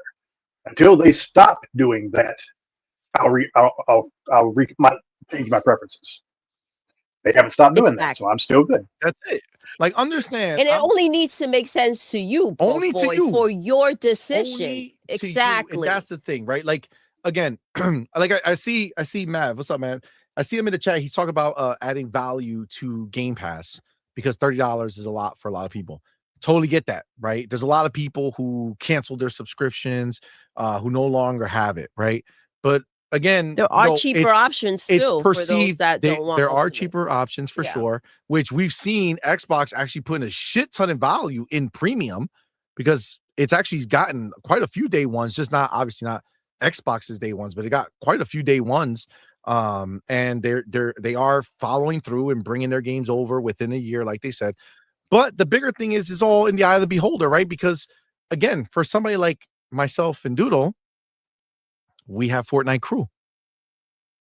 Fortnite Crew is in Game Pass Ultimate. I had Ultimate and I had Fortnite Crew. Now I save $2 a month. You know, so actually, there's more value to me than ever. Exactly. Because I'm making money now. I made fun of the Fortnite Crew thing because I play Fortnite a little bit, but not like you guys or anything. But what I do play is Rocket League, and that's included too. Yep. Yeah, I mean that's the beauty, right? And Mav says the same thing, that he also has Fortnite Crew, so that works. Look, I understand that people have a desire to go ahead and be like, hey, go ahead and make it cheaper. I highly doubt, and it's not impossible, right? Anything can happen. Anything can happen. They're not going back. I highly doubt that they would go back because they're not going back. Once they see how many millions of people are doing it still, you don't say, fuck it, I'm gonna throw away the money. You know what I'm saying? Yeah, but CMoney, it was cheaper before, right? And people were upset about it anyways. I'm just saying, it went up a couple of bucks and people were upset. Like, there's no happy medium here. I think the biggest thing that I think the reason why, and I'm glad, and I gotta be honest with you, like I do like when a company understands their value, right? Okay. And to be clear, it makes no sense to have Game Pass Ultimate anywhere near the same price as PlayStation's premium or whatever their highest tier is, because no one else offers what Xbox offers. There's no competition. So the day that PlayStation is offering you 10 first-party games in a year, day one into their subscription at $20 a month or $18 a month, whatever they are, then Xbox has to be like, holy shit, whoa. Damn, they're undercutting the shit out of us. But if no one is there, look, you have to decide what's valuable for you. I think they played this game before too, though, where, you know, you looked over at PlayStation, see how much they were charging, and, you know, the previous prices for Game Pass, and it was just ridiculous, the idea of what they were paying and they were getting versus what we were paying and we were getting, and still Xbox was getting dragged through the mud. Right, there was very little out there praising the subscription service, Game Pass, and all this other stuff. If anything, you know, it was the opposite. So if that's the situation anyways, you do have to know your value, right? At some point, you got to be like, we're not the same. And people need to start looking at it because they're not seeing it. That's 100% what it is. Like you have to be able to be like, listen, this service is worth that. If you don't believe that, that's fine. Don't be a part of it. But you know, the people who do. And of course, if you make everything cheaper, then they'll do it. But guess what? If it was $25, people would have bitched that it wasn't 20. You know what I'm saying? Agreed. If you make it 20, they'll bitch that it's not 18. Like that's just what it is. There's nobody's ever happy enough. People will always spend the money if they find the value in it. That's just the reality of what it is. It is. And, you know, I mean, the rumors out there were that Game Pass wasn't sustainable. Facts. I'll take the extra games that we're getting. You know what I'm saying? I'll take the extra games. All right. So let's continue on here. Wait, Farrell, I feel like I haven't heard shit from you, bro. Did you fall asleep or? No, I've been bouncing around a little bit. I'm dog sitting a puppy, so. Oh, okay. I just like, this is like there's a lot bound to happening. So just hop Show him. in. Let's see the pup. Let's see the pup. Gotta go do you get got him. going on? What do you got going on with this here? What is your feeling on this? The whole situation of do you think they're gonna get exclusive games again, or like how do you think she's phrasing this? Well, we already do get exclusive games. It just looks a little different. Like we're getting Forza Horizon 6 exclusive for a period of time. We got Avowed last year exclusive for a period of time. So I do think we're going to get exclusives. It's going to be on a case-by-case basis where it makes sense and why it makes sense to Microsoft. So does it make sense to make a game like Fable exclusive day one? Maybe not. Because you want that game to sell as much as possible. You want it to capture the zeitgeist. And, we live in a world now where why would you want Halo to be lesser than Fortnite? Why would you want Halo to be lesser than Call of Duty? Like, there's certain games you want to be as big as they can possibly be, and you can't do that while limiting them behind a platform. You can say what you want about like a Mario or Legend of Zelda. They have a cap, and their cap is their install base. So the game can only be as popular as whatever Nintendo's install base is. Whereas, Call of Duty, Fortnite, they are as popular as there are computers that can play the game. So, and I'm sure Xbox wants that for some of their bigger IP. Like Gears of War E-Day being exclusive day one to the Xbox would kind of hurt Gears. Gears has never really stepped out into that big spotlight where it sold a 25 million on one title. Like that hasn't happened for them. But Gears of War E-Day presents that opportunity if it's everywhere day one. So things like that, Xbox just has to do what's best for the business. And if you're all about Xbox and you're all about this console war stuff, look at what Forza's doing to Gran Turismo over there right now. Nobody's talking about it. Right? They're talking about Forza Horizon 5, and when Forza Horizon 6 comes out, they didn't get Forza Horizon 6. Like, does PlayStation even dream of putting out another Gran Turismo? If so, what does that look like now that Forza's over there? I know there are two different type of games. One's sim and one's more arcade, but most gamers don't care about the differences between sim and arcade. They just get the best racing game they can get at that time. So.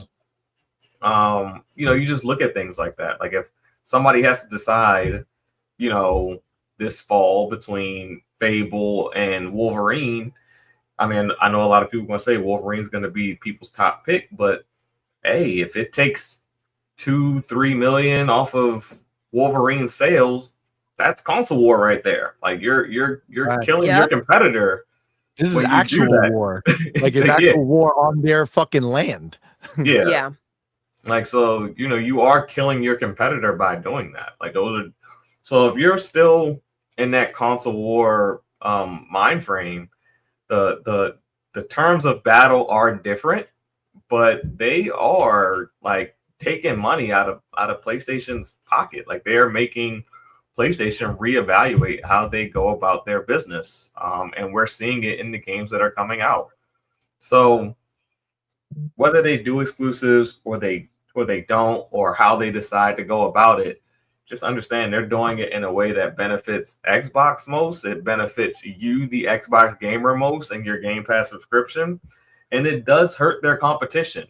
However they decide to do it, they are doing it in a way that hurts their competition the most, so that they come out on top. So, I mean, if that's what you're all about, you're still getting what you want. It just may not look how you thought it would look.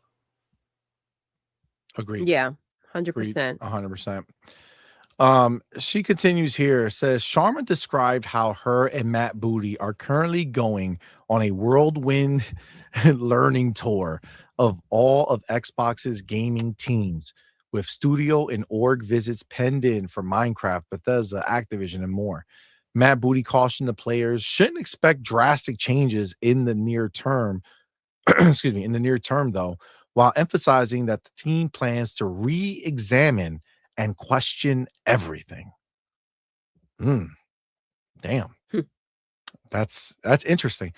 First, right off the bat, shout out to her doing exactly what we gave Phil props for. Yep. As soon as the ABK deal closed, he was immediately like, I'm out. I'm going to visit everybody from ABK, right? And she's doing the same thing. Absolutely. Right? She's going in, she's planning to meet everybody. She wants to see what everybody's working on, what their feelings are about all this shit. She's going to talk to everybody. That's fantastic. But I love the fact that Matt Booty, the killer, is coming out here already saying, like, listen, we are going to look at everything. Now, what I think that means is that they're going to look at every game that's being worked on. What's the idea of those games? What role do they play? Are they going to be, something that they're going to continue with? Maybe games that are just in pre-production might not make it. We don't know. But it looks like they're going to question everything. But Matt Booty talks now and says Xbox players have thousands of dollars invested in money and time too. Actually, that's not Matt Booty. I think that he's mixed in here. All right, we'll see. Well, baby, do you have something to say about this? Because I thought he was going to continue. Oh, that's he's done with Matt. Just this part right here. Matt comes back later, but I thought he was going to talk right now. But that's Asha again. No, go ahead. All right. Xbox players have thousands of dollars invested in money and time too. It's incredibly important for me to understand that and protect that. Protect. Sharma said, I'll bring him back. I am what happened? What do you say? My bad. I hit the mute button. No, it's all good. What did you say? I was saying I'll take the dog back. Oh, my bad. All right. So to understand that and protect that, I am committed to returning to Xbox. And that starts with console. That starts with, look at this part. This part got me excited. That starts with hardware. You will hear more about that soon. Woo. Bam. Is that That's what I'm. so? There's two options. Is that the June showcase? I mean, Or she signaled in another interview that's that also there's possible. another showcase or something happening between GDC and the June showcase. Can they have a dedicated hardware event? Oh my gosh, that would be crazy. Listen, a lot is going to change moving forward, right? I think that, to expect the same or expect her to kind of follow suit with the things that were being done, that may be a bit ignorant, right? So I think we're going to see a lot of changes.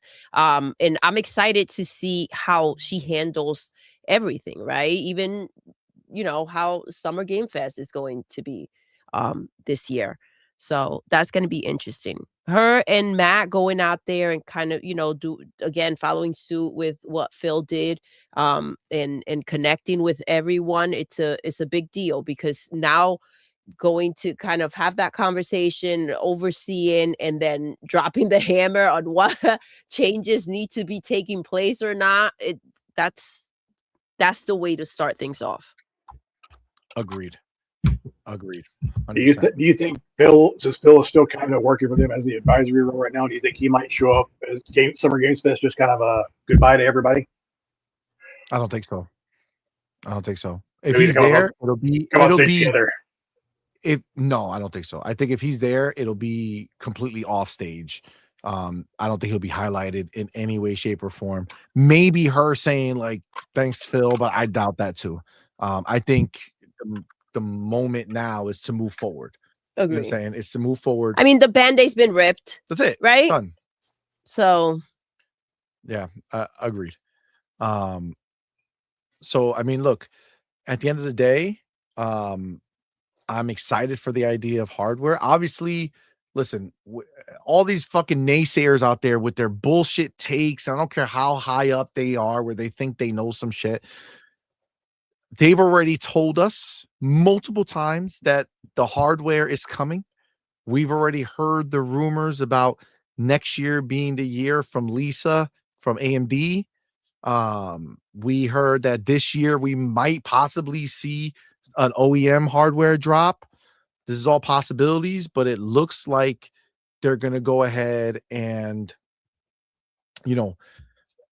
kind of double down on that idea, right? Just make Yeah. sure that that's on track. That's something that was already in motion that she is going to reaffirm that it's important for hardware, right? That's the whole point, right? It starts with console. That's her first thing she's saying. Yep. And she wants to make sure everybody understands that whatever they're doing for console matters to them, right? It's important. It's Absolutely. not a leftover thought. And again, already talking about it, and this comes back to, you know, what are we doing moving forward? A lot of people questioning the hardware and everything. So I think you can't put out there that you're going to be talking about that soon and then not show up, right? That's going to be the first thing you're going to do.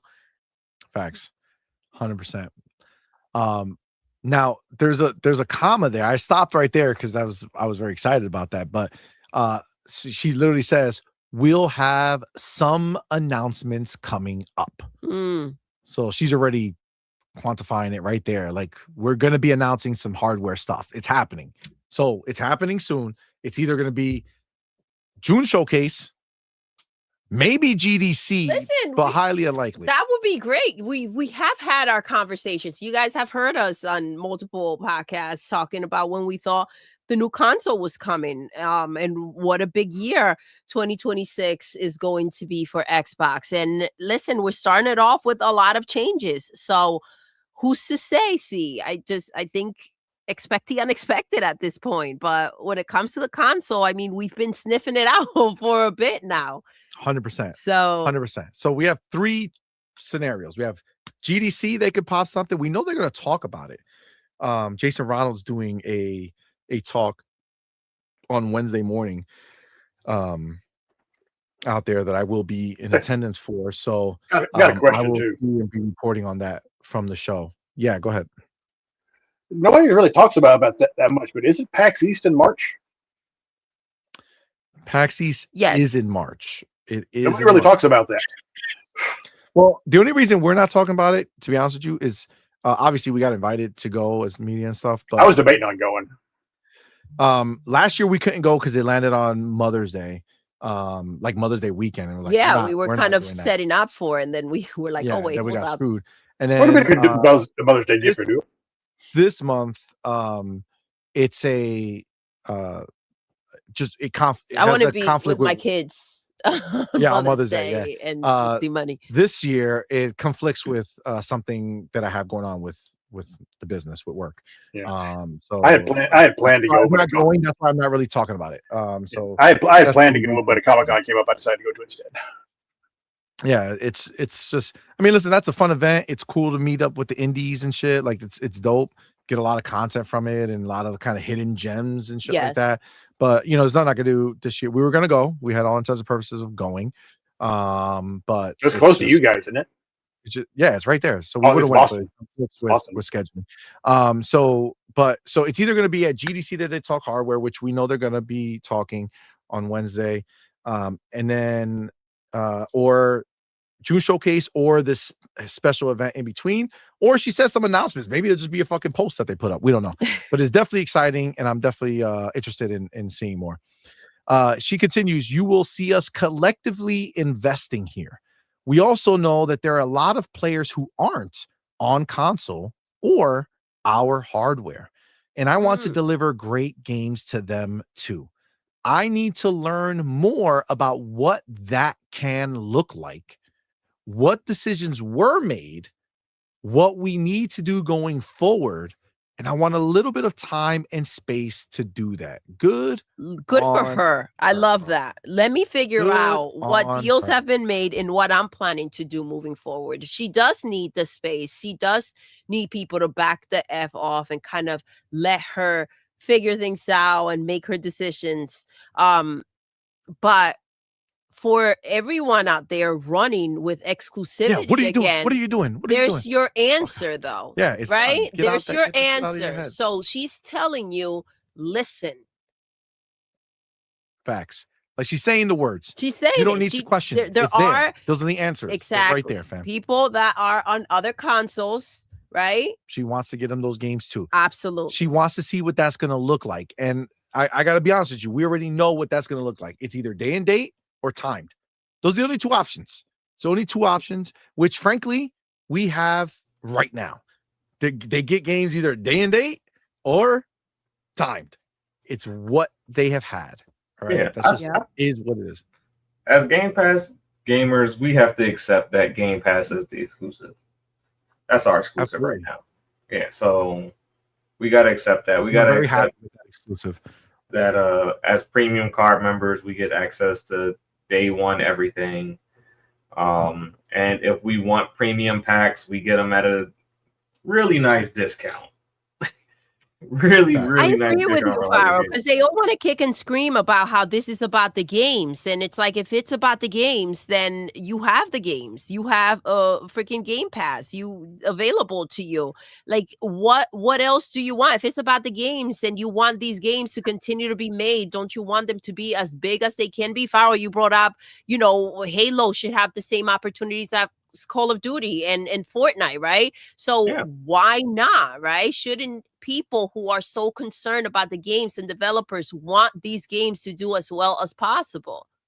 100%. 100%. All right. Matt Booty chimed in too on protecting the Xbox ecosystem and rejected speculations of Microsoft gunning for its gaming division to devolve into a publisher. Now, before I read this, okay, you're gonna have people who come into the chat and say, "Oh, they're gonna go ahead and be a publisher. They're done. There's no more first party." The fuck? Oh, goddamn! You know what I hate? What I hate is that they'll take some quote unquote insider, some fucking loser with a mic, who says they heard from somebody that they're going to become a fucking publisher only or the console's dead. And then we're supposed to believe that cocksucker, right? Versus them coming out on fucking, like, actually being quoted, say, no, this is not going to happen. That's not the plan, right? Now, again, what they want us to do is trust the words of a nobody versus the words of the that are coming straight out of them, here right? Having to be held accountable to this at a later date. Yeah, the things that they're saying. Let's go ahead. But this is because that whoever's on that mic or whoever's putting out this tweet or whoever's going ahead and it's an insider, whatever the F, they're feeding them what they want to hear. Right. And that's the thing. Because if you go ahead and look at what we're seeing right now, it's all out there. Right. Because when they say whatever they say, they're lies, supposedly. They choose to go ahead and pick the wording and whatever freaking some Joe Blow decides to put out there over the fact that they're out here telling you this is the problem. They want answers to things that when they get the answers to, supposedly those answers are lies. Yeah. So it's like, what the F do you want? Here are the answers. I don't believe you. I know. The fuck out of my face, you stupid, worthless bitch. We got the homie JD Gamer back in the building. Thank you, my brother. Appreciate you, my dude. Thanks for that 10 out super chat. Says Booty plus Asha. Deadly competition. The equals these gallopers turned into glue. Facts. And if they knew so much, all these fake insiders, how come they couldn't tell us in advance that Sarah wasn't next to be CEO of Xbox? That's hilarious. I freaking love it. Yes. All these deep insiders who knew everything. I've been telling you forever. Because it's all bull crap that they wanted put out there. They didn't see this shit coming. Their magic ball didn't tell them about this. Didn't warn them about this. Yep. Fucking ridiculous, man. Great bars, bro. It's the fucking truth. All right. So Matt Booty says our studio system is fully built around being first party. We're not built to just be a publisher, Matt Booty explained. It is core to our partnership with the Microsoft platform, being involved in early hardware decisions, all the work we've done to get games like Gears of War running great on new devices like the Xbox Ally and so on. Is he talking about Gears of War E-Day? Reloaded, probably. He might be talking about E-Day. There's no way. That's an old ass fucking game. You know what I'm saying? There's not a lot of work to be done there. There's plenty of higher profile games that run on Xbox Ally. So what they're saying is that new Gears of War is already running great on new devices like Xbox. I mean, I can only assume. It sounds like I don't think Reloaded would make sense in this context. It's a remake or a remaster. You know what I'm saying? That in our review, we made pretty clear that it's very noticeable, right? They're not pretending to be a new looking game for sure. It's definitely an older game, just with a nice sheen on it. Well, that's interesting. We'll see. It says it is embedded within our structure. We're not backing away from that. We're committed to being a first-party games publisher in partnership with our first-party platform team. All right, now on preserving Xbox Game Studios culture and rejecting AI-created games. Okay, here's the answer for all you losers who are obsessed with this, but you got to accept the answers, okay? Or if you're not going to accept it, then nobody needs to talk to you. Like, just go fucking talk to yourself. One of the big issues facing the gaming industry all up right now is finding new users. Xbox and other big platform holders are effectively just trading the same few 100 million core users back and forth, with attention being divested to apps like TikTok, YouTube, Instagram, and other algorithmic non-gaming products. Excuse me. I asked Asha Sharma if she planned to explore new paradigms for Xbox to that end, but she once again signaled intent to double down on Xbox's core. She says, the thing about other products that are taking off, they've built really great communities with their audiences. We are the stewards of a lot of communities, and we have been for decades. The thing that makes a community is that you build for that core. What I don't want to do is have any creator at Xbox dilute their focus to chase an emerging community. Damn. If we want to invest in a new community, we'll look at how to do that. But it's really important that people stay true to their core when they're building. Agreed. Goddamn. The thing I've learned when building platforms over my career, there's kind of two things that really make a great platform. It's the quality of the product that you deliver for the core user, and it's the integrity of the decisions that stand behind it. There's a big community at Xbox, and we'll look at the right way to serve that community. Come on, man. What do you need her to fucking say to prove to you that she understands the fucking job? Which she shouldn't have to prove anyways. But like, she's fucking telling you that she gets it. She gets it. She understands. She gets what this is about. All these people crying, listen, I got to tell you something. I went ahead and I went to the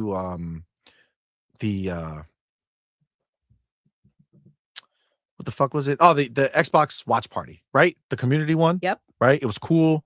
Went with the kids, Madman, Purple Berry were there. It was fantastic. It was dope, right? Jason Ronald was there. Aaron Greenwood was there. Very cool. Very dope that happened, right? Got to meet them. It was very nice. But the thing is that they, like, I've seen some people go ahead and like message her and be like, hey, make sure you do shit with the community. I know. And it's like, fam, like, listen, I was there. I get it. It's cool that they were there. It was cool that Aaron Greenberg and Jason Ronald showed up, right? But like, Phil didn't fucking show up. Like, I think you need to like get some perspective on some shit. Agreed. Like, I don't want her fucking giving two shits about coming to hang out with the community.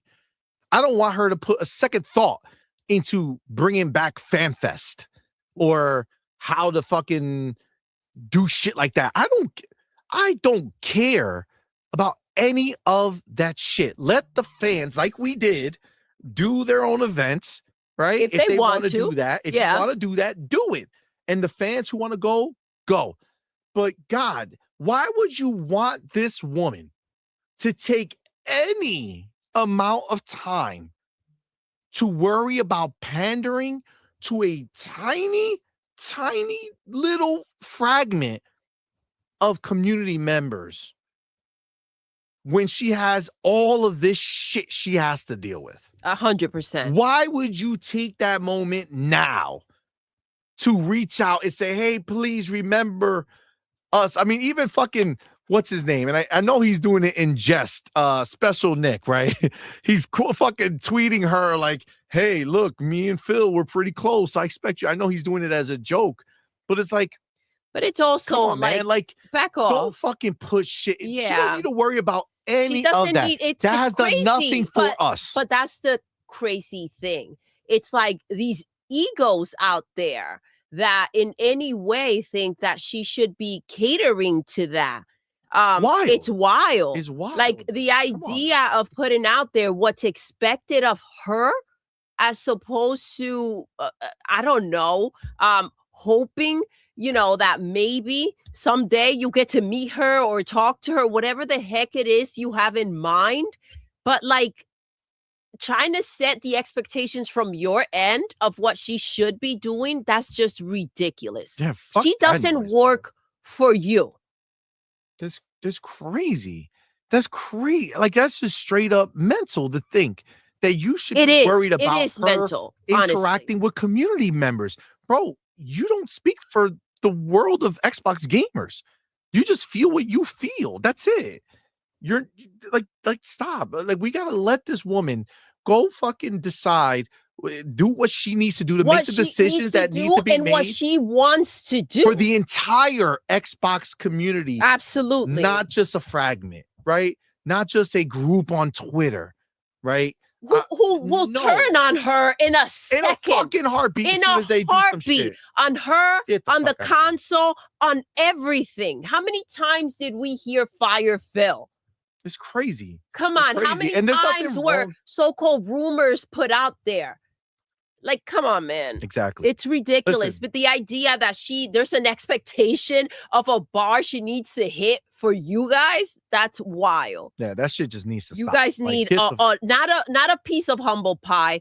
Eat the whole fucking pie. Like, that's some entitlement. Absolutely. You know what I'm saying? To think that you're gonna fucking be like, hey, hey, press your way into that. hey, we have Come on, man. we did some stuff. Can you please make sure we can still do it? Or no, man, get the fuck out of here. That's crazy. Listen, I understand, FanFest. I never went to a FanFest. It sounds cool. But like she has bigger fish to fucking fry. You know what I'm saying? Like, I don't give a fuck about any of that shit. She just got in there. And if she does that, great. If she doesn't, great. Exactly. The idea that she has to cater to expectations or things that, after what's been said about Phil out there, what a lot of people have done to try to bring Phil down, like that she needs to follow suit with what he used to do. Nah, man, that's crazy. 100%. 100%. Let me give a shout out to the homie Big Mad Mo. Thank you, brother, for being a member for 14 months. Appreciate that support. Thank you so much. Thank you, my dude. Appreciate you. Shout out to Bob McP going ahead and becoming a new gifted sub member. Appreciate you, my dude. Thank you. Thank you so much for that support. Y'all know what to do. Tell him, baby. Put that motherfucking welcome to the family emoji in the chat. Welcome our newest member, Bob McP. Thank you, my boy. Appreciate you, dude. Thank you for being here. And everybody in the chat, give him the FB emoji. Let's go. You know what I'm saying? Shout out the FB emoji for our boy. You know what he likes. Thank you, bro. Appreciate you. And appreciate that support. We got the homie. Wait, I missed those. Wait, I skipped ahead. My bad. Okay, cool. Let me get the homie Lord Starkiller XSX. Appreciate you, my dude. Thank you for that $10 super chat. Appreciate you, bro. Says and appreciate you. Says, interesting that the ponies believe all info coming from Sony and PlayStation, yet they call BS on any and all info coming from Microsoft and Xbox. Then ponies believe the Xbox brand is ready to be buried. Wrong. F them ponies. Bro, you ain't lying, bro. Seriously. They're so delusional. You know what's the sad part? What's the sad part? You see all these Xbox, half breeds following along Seriously. the same fucking shit. She's not a gamer. Oh my she can't God. bleed. Yeah, Fuck that's outta here, man. freaking crazy. These dudes don't know how to fucking get out of their basement, but they fucking want her to fucking be a hardcore gamer first. Come on, man. Get the fuck out of here. Shout out to Lord Star Killer. Appreciate you. Let's go. Thank you. Oh shit. And shout out to Lord Star Killer with that 20. Let's go. Oh boy, forget memberships, man. He is not fucking around. Thank That you brings so much. his total to 40 Woo. for the night. Shout out to the homie. Y'all know what to do. Tell him, baby. Put the motherfucking welcome to the family emoji in the chat. Welcome our newest members, man. We appreciate each and every one of y'all for rocking out with us tonight. Star Thank Killer, you, thank you so much. Lord Star Killer, thank you, my friend. Appreciate that support. Put the motherfucking FBs in the chat, bro. Put the FBs in the chat. I gotta go ahead and update the banner for our boy who said, you know what, broke boy, I'm not gonna be the bottom anymore. I'm gonna be the top. Sorry, bud. I'm gonna go ahead and do that, and do that. Beautiful. Awesome. Oh, another thing to add on the Lord Star Killer's post or super chat there. It's not just whatever Sony and Sony and PlayStation tell them. It's what all the rumor mills and all the insiders tell them too. Anything negative about Xbox, it's true. It's true. Of course, if it's about PlayStation, they always have to have confirmation. Oh, are we going to talk about the free-to-play weekends coming up? How they double banging each other? Oh my God. I could not believe what I heard. I mean, after we talked about this, we were gonna. But wild. Okay. I was just curious. Yeah, I mean, we could just mention it now. The fact that Marathon. I'm kind of out of loop on all this stuff. Yeah, so Marathon's beta or whatever is this weekend, and then Horizon Hunter Gathering shit. Their closed beta is this weekend, so they're layering both their fucking betas on top of each other. What I say to you, stupid fucks that they are. What I say, I was dumbfounded because this is how much trust they have on Marathon. They're like, you know, they can't even, like, why are you overlapping? The only answer I can think about is the lack of confidence on Marathon, which I would have as well.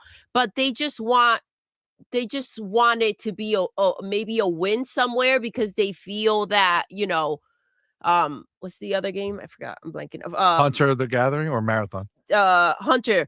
That is going to be Horizon. Yeah, that's their IP, right? They figure someone's bound to show up for this shit. They figure, you know, this didn't do well, but this did. Like, they're trying to already self-soothe themselves. It's crazy. You don't put your own things on top of another to compete and battle each other out. That's just ridiculous, especially in the situation that they're in. That's some really dumb shit. That's some.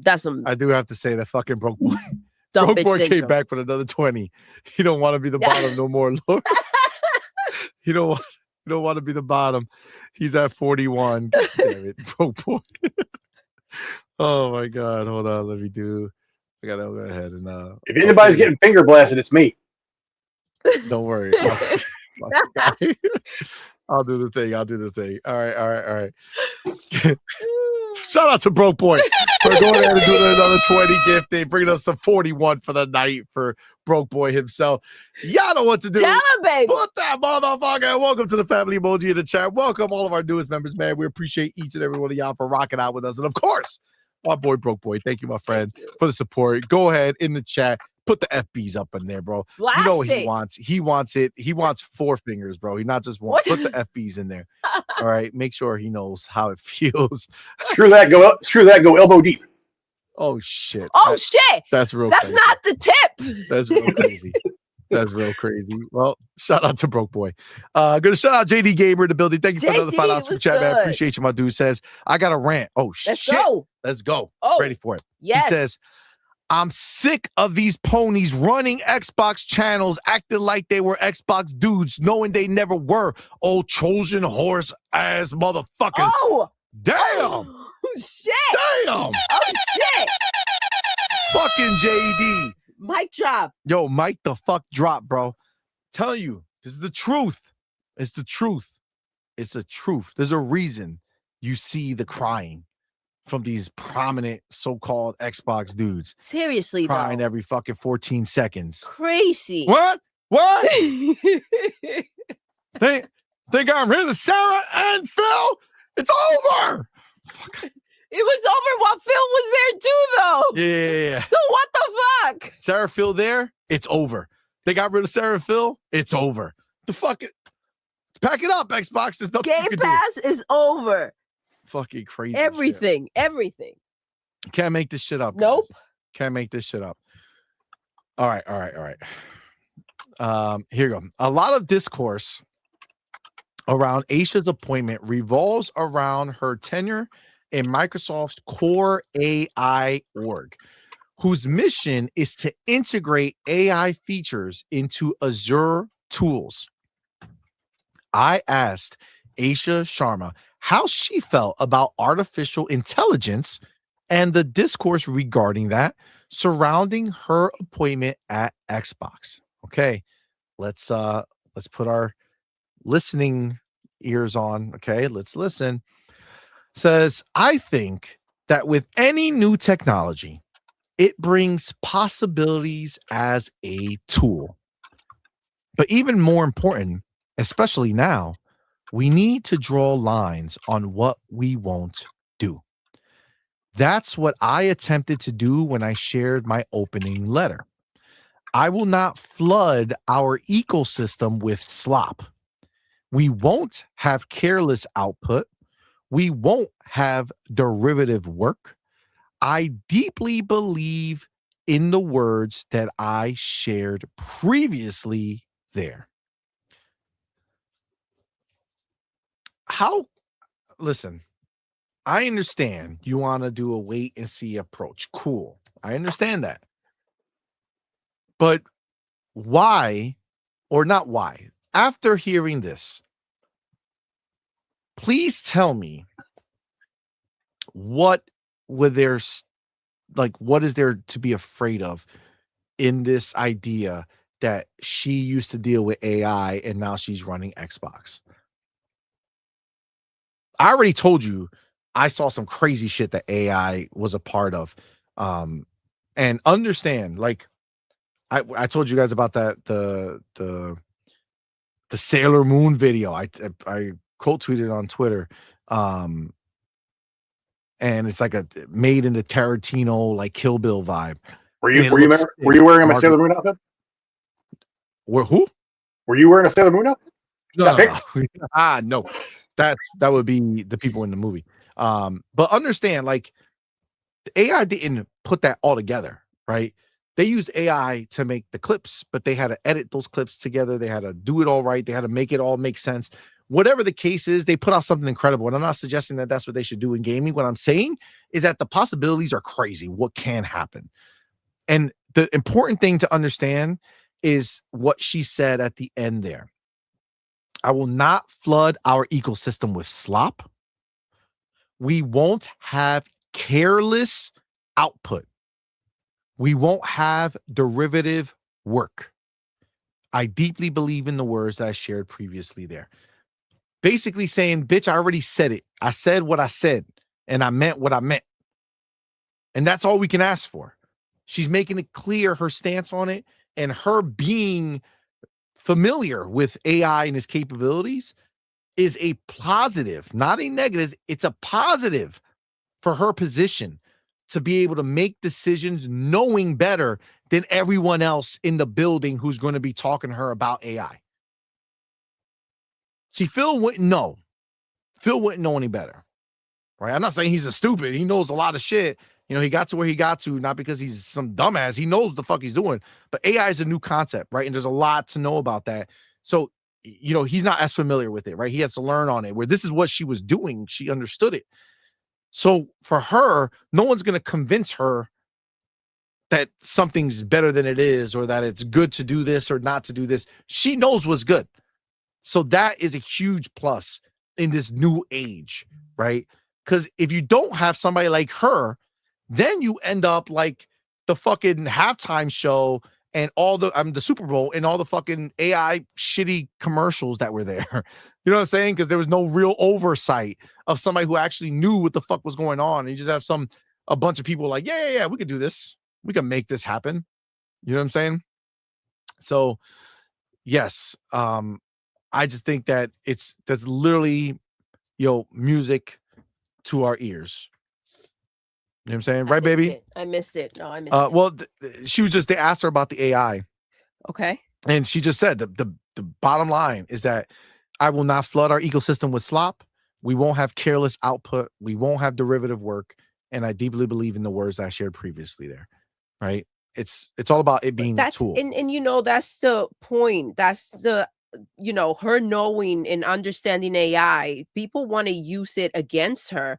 But it's not to the detriment. If they're working on something and you're bringing someone in who has a full understanding of it, I think that's to our advantage. I think that's to our advantage. Is it not? 100%. Like it would be reckless if you're working on something and you have. Okay, so do you guys recall when PlayStation wanted to pivot?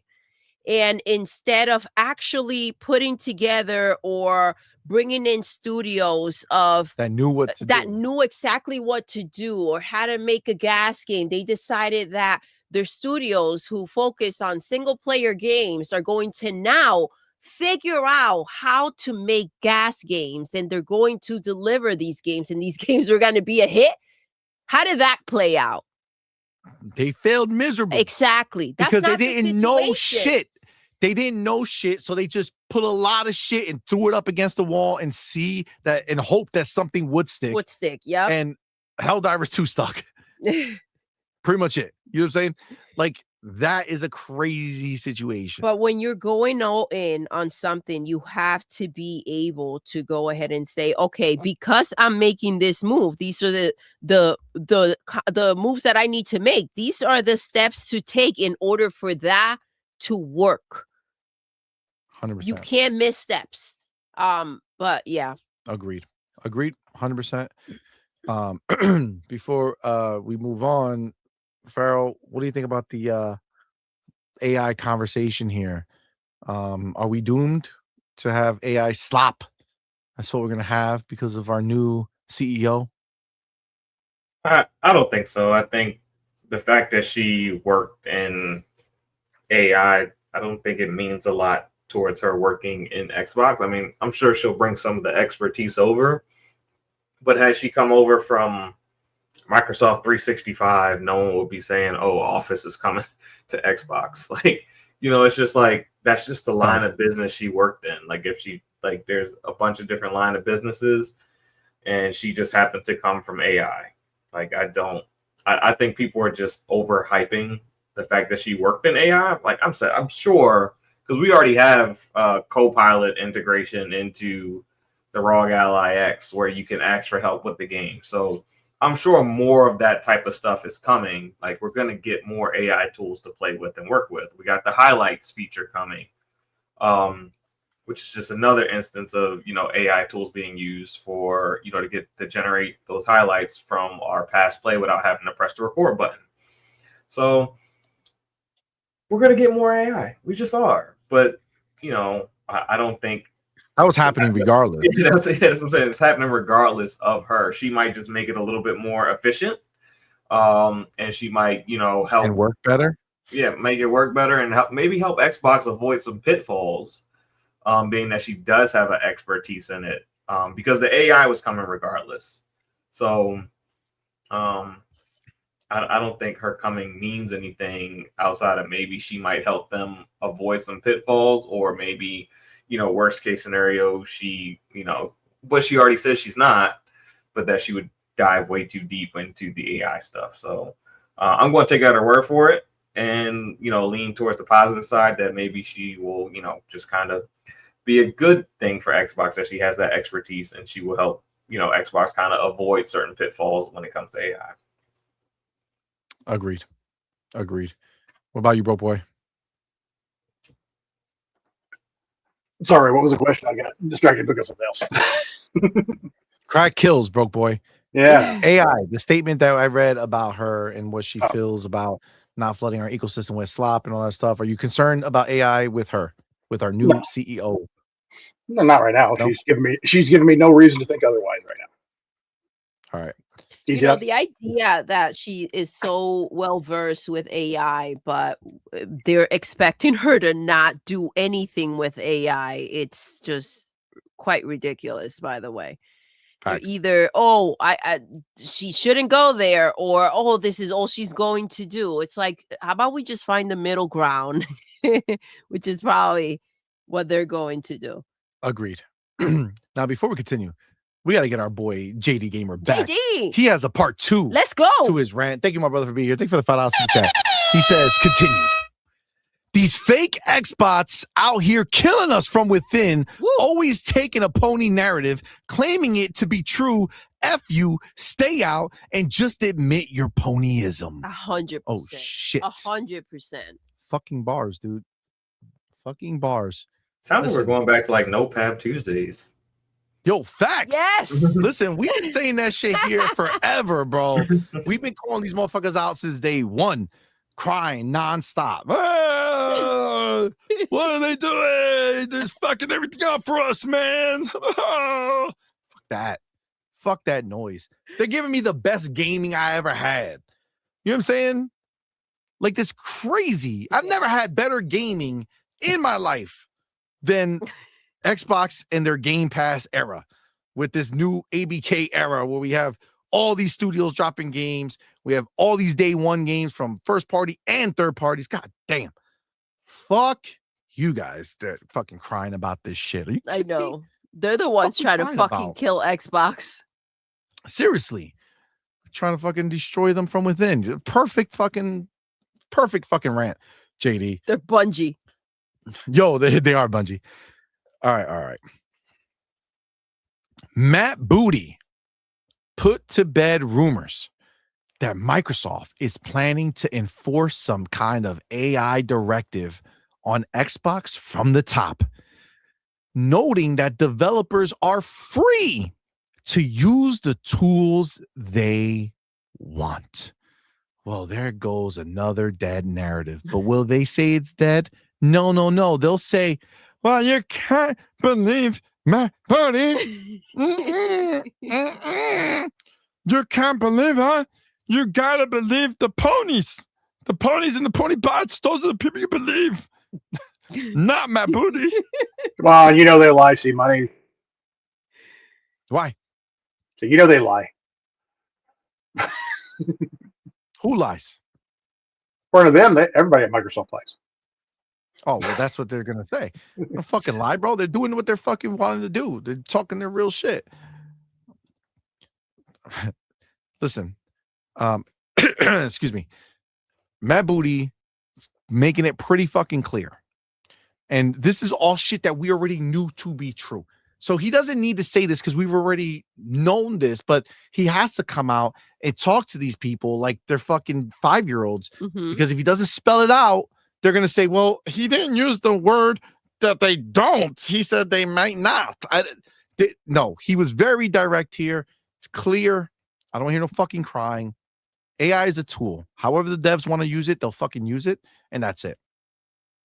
He says, just as a group, game developers are always eager to adopt new technology.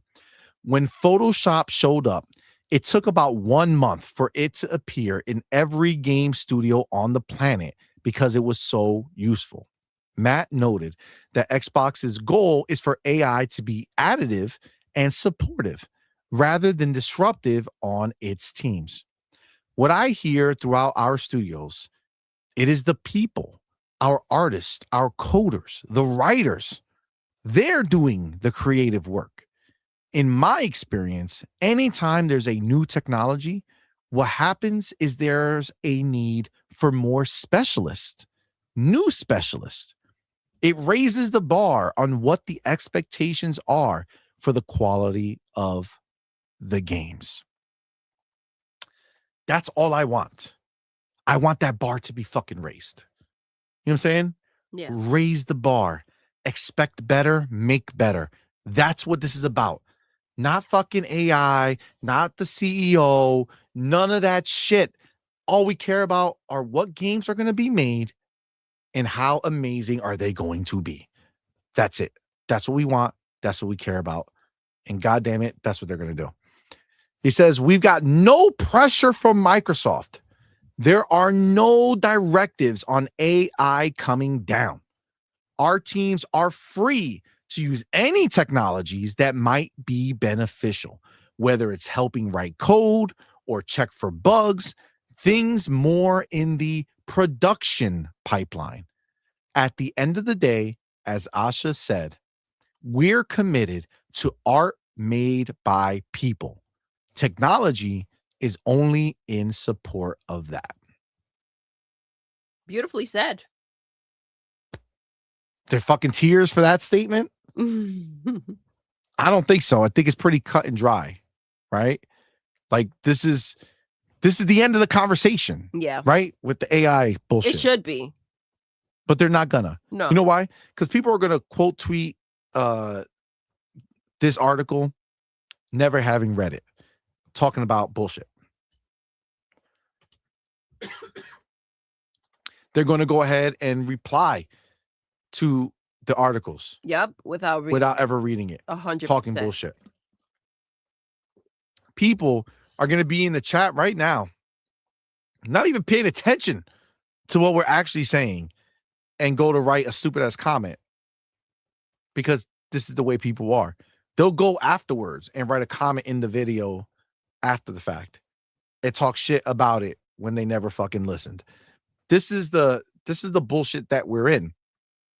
But to be clear, for the only people that matter in the room, to the Xbox fans that are here right now listening to this, if you had any fear of AI creeping in and butt fucking your games, all right, you cannot worry about it. Okay, developers will do what they've always done. They'll make the games with the technology that they want to make the games with. That's it. That's the answer. No more, no less. That's what's happening. On the topic of art, I was curious if there were plans to diverge Xbox away from its more eclectic publishing stylings and double down on chasing blockbusters. Why would they have to chase blockbusters when they're the biggest maker of blockbusters? Right. Like they have the blockbusters, right? Why would they have to chase them? I don't know. It sounds weird. But that's fine. Some of Xbox's biggest games like Overwatch and Fallout 76 have seen a huge resurgence over the last year. And other titles like World of Warcraft, Diablo, and Call of Duty continue to see impressive engagement. But will there still be room for the smaller, more intrepid, and potentially niche creative Xbox studios in this new era? Here's a little bit of a typo there. In this new era. Matt Booty says that type of creativity remains core to Xbox's gaming philosophy. This is Matt. The first conversations Asha and I had, when I feel like sometimes I say Asha, sometimes I say Asha, sometimes I say Asha. I gotta fucking lock in. Yeah. I gotta listen to somebody say the name legitly. All right. So the first conversations Asha and I had when we first met to do all of this, to her credit, she immediately emphasized supporting our studios and our games. Our ecosystem is built to be a portfolio of everything from small games to ongoing franchises to the big blockbusters. We're built at our core to build everything from Kiln to Call of Duty, everything from Minecraft to South of Midnight. South of Midnight, by the way, still racking up awards. It just won another award. Nice. Fucking well-deserved, man. What a fantastic game. 100%. That's core to how we're set up. Matt said that Xbox thinks of itself as a federation of studios, supporting each other both creatively and technologically. I think we've got one of the best portfolios out there. Even in the entertainment industry, in the industry more broadly in terms of that range, we're dedicated to it. And here's why. I believe that almost everything big started as something small. We cannot lose the ability to have those places where little sparks can grow into something big.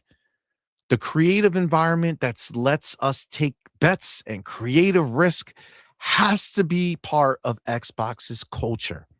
We're committed. Our studio system is built for that. The best thing about my job is sitting in on meetings when they're just early ideas. You can imagine what it's like sitting in a room and someone says, "We're going to make a game about a walking lighthouse," Matt said, referencing Double Fine's Keeper, which was also fantastic. And then I go from that to review the next 3 years of Call of Duty. It's been great to hear Asha state her commitment to that as well. I mean, come on, man. This is what we want to hear from the leaders at Xbox. Yeah. Okay. This is what we want to hear. This is not a scenario where all of a sudden now we're not getting these gems of games like Keeper and Kiln and South of Midnight, but still getting the big guys like Forza Horizon 6 and Fable, right? To big new games like Avowed and fucking Clockwork Revolution, right? Yep. Like this is really it just really solidifies that we are not losing. We're owning winning. We're gaining a CEO who understands that this is what gaming's about. And she's doing her work to dive deeper into it so that she can make decisions that make sense for us, the actual Xbox community. Not these fucking criers, not these fucking losers out there who sit there and talk shit all day when they don't know shit from fucking apple butter or whatever the fuck it's called. The point is that this is the type of shit we want to hear. And let me also put you on this right now. I don't want to hear shit about, well, Xbox has to prove it, bitch. Game Pass is live and well today. Last year we had fucking 13 first party games drop freaking wild into our Game Pass subscription, and they were all high quality games. We have 6 or 7 already lined up for this year with more to come. Fam, we're eating better than we've ever eaten. That's freaking Xbox crazy. has already proven it to us. They're capable of delivering games that matter to us. You know when like broke people try to tell people that have money how to make money? That's the situation we're seeing out there. Facts. Agreed 100%. Let me go ahead and get our boy JD Gamer. He's not fucking around tonight with that $5 which I appreciate you, brother.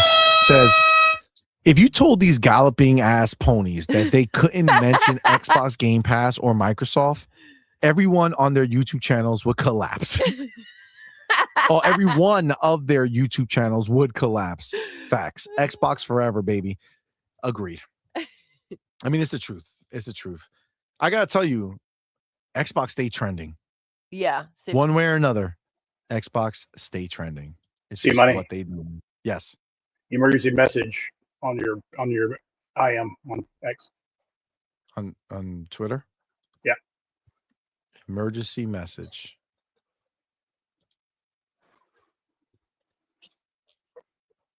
Oh, all right. We're gonna save it, but we're gonna do it today. We're gonna save it. Shout out to motherfucking Broke Boy. Oh my goodness. Who is fucking giving away a code for the Xbox version. Let's go. Of motherfucking Resident Evil Requiem. Resident Evil Requiem. Yo. Our boy Broke Boy just sent me the code. We're gonna be giving it away tonight. Holy shit. Holy Broke crap. Boy, shout out to you, man. Yes. Thank you, brother. Listen, we're gonna do it. Let's go. Towards the end of the show.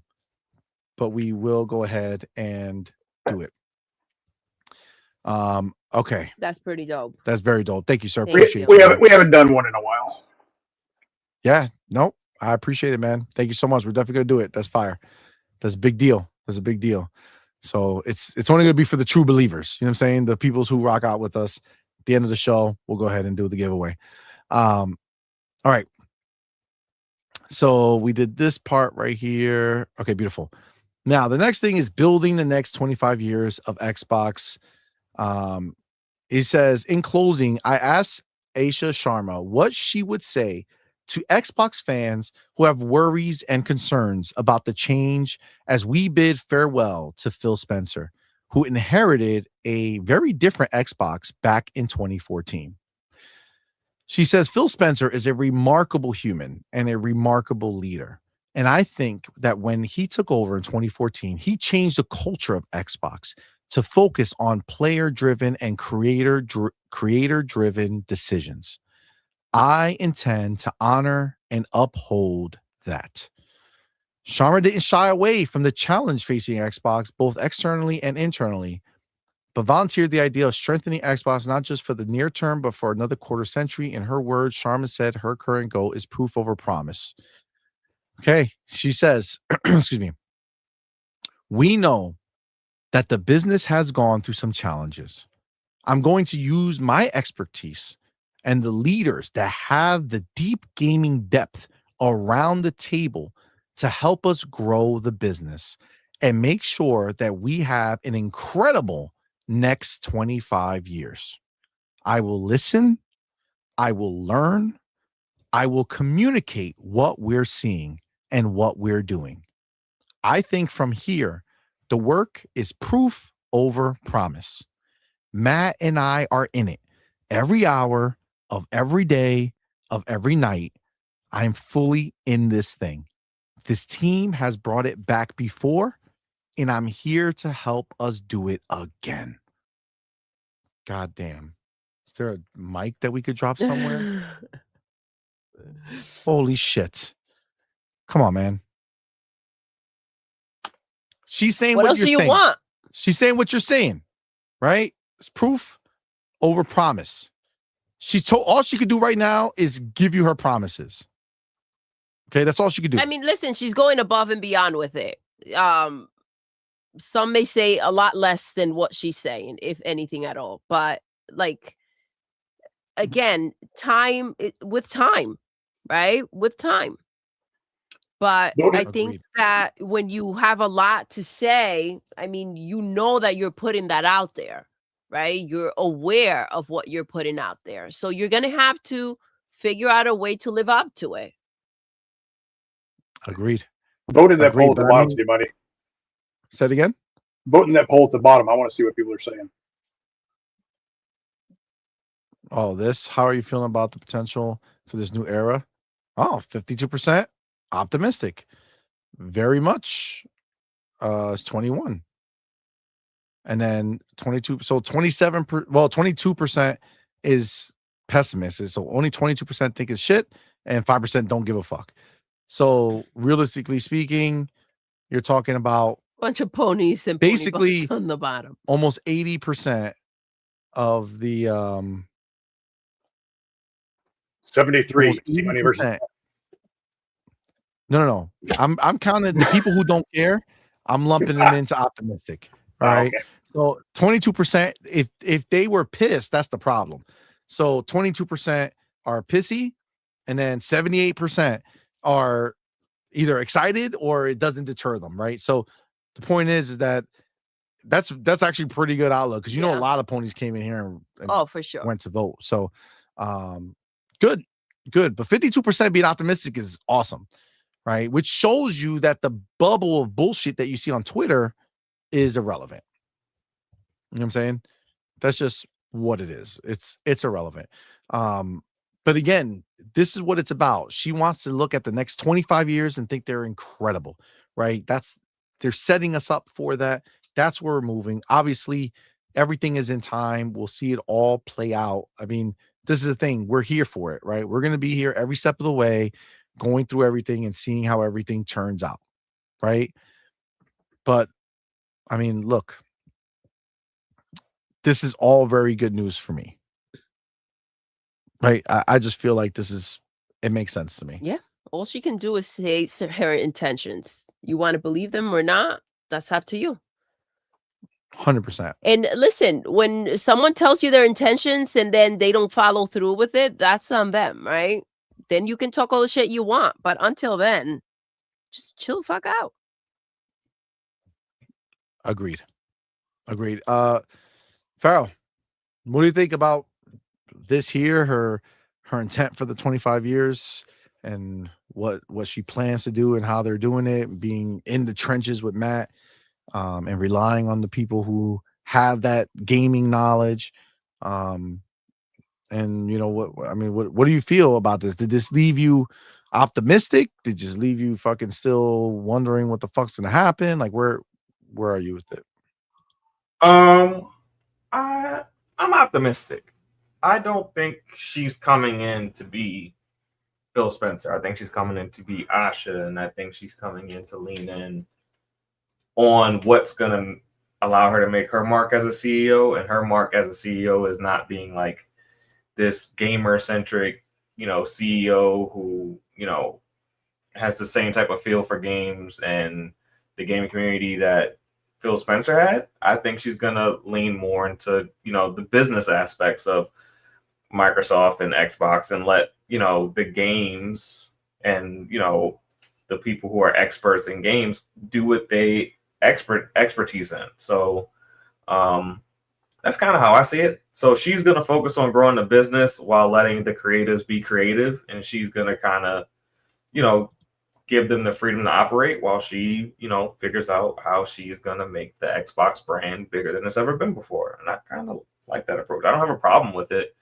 Because, we don't want Jim Ryan's out here saying, hey, go make 12 live service games and have to cancel 10 of them. So I like her approach that she's going to let the people who specialize in what they do specialize in what they do, and she's going to specialize in what she does. So I like it. I feel that. I mean, that's literally what it's about, right? Yeah. So I do agree there. What about you, Broke Boy? What do you feel overall about this stuff with her 25-year, hope that it's incredible and her doubling down with Matt Booty and doing what they got to do? I'm optimistic, like most people, like most of the people in the group there. Like she's saying all the right things, and if they can make this plan come to fruition, it's going to be fun to. It's going to be. I do know one thing: it's going to be fun to watch. But I think, like you guys are, I think she may sit in the background, let Matt handle all the other stuff. She'll be let Matt do the conferences. She might show up just to like start showcase just for the first time and say, hey, I'm in charge. Matt Booty's doing it. You're going to talk to you. You think so? You think she's gonna shy away from? I think she will. Like Phil did? I don't know. I feel like that would be a sign of weakness. I don't think she would do that. I think she'll come out, but I think it's one of those. She's not going to be. I don't think she's going to be out as much as Phil is. I mean, that's very possible, but I don't know. What do you guys think? What do you guys think in chat, Farrell? What do you, baby? What do you think, baby? I think she will be at the showcases. Oh, I'll let Doodle go. Yeah, but I think she'll be at the showcases. Do you think she'll be the front and center on the showcase? I think she'll close out the showcases like Phil or Sarah did. I think she will be, and I think she should be. I think right now that will send a big message. I don't think she should be. I mean, they can both be there, but I don't think she should just send Matt Booty, right? Yeah, I think she needs to kind of let everybody know I'm here. I will be happy to be proven wrong.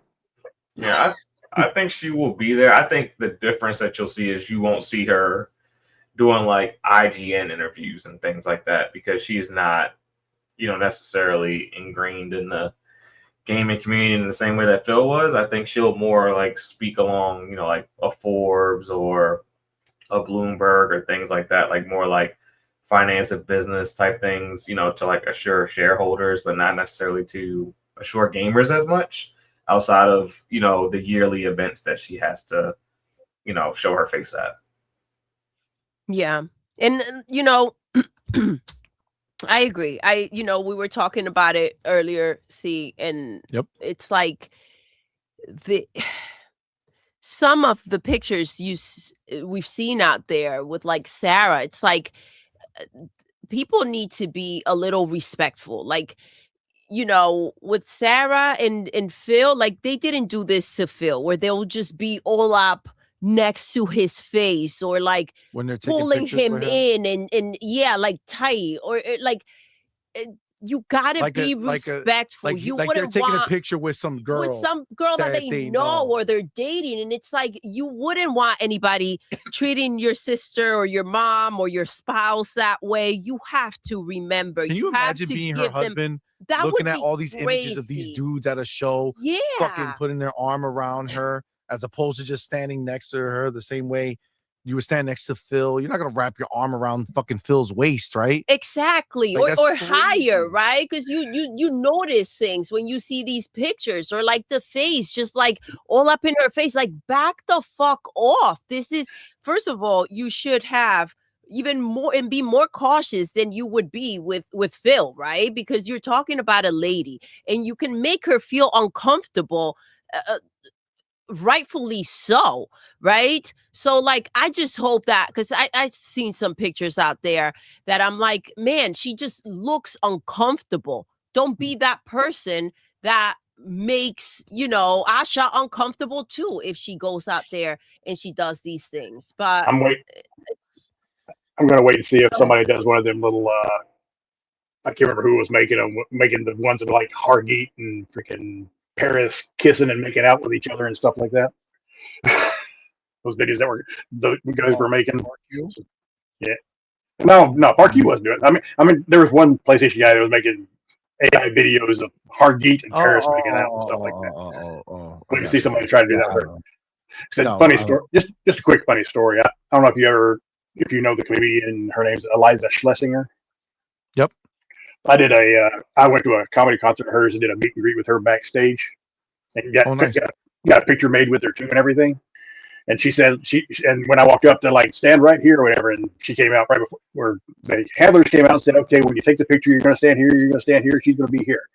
And she came out and she said, I know some of you guys think this picture is kind of funny, but I've been a little weird. It says a couple of weeks ago I had a picture with a guy, and right before the picture he licked my cheek. Right, like, that's crazy. People are fucking sick, bro.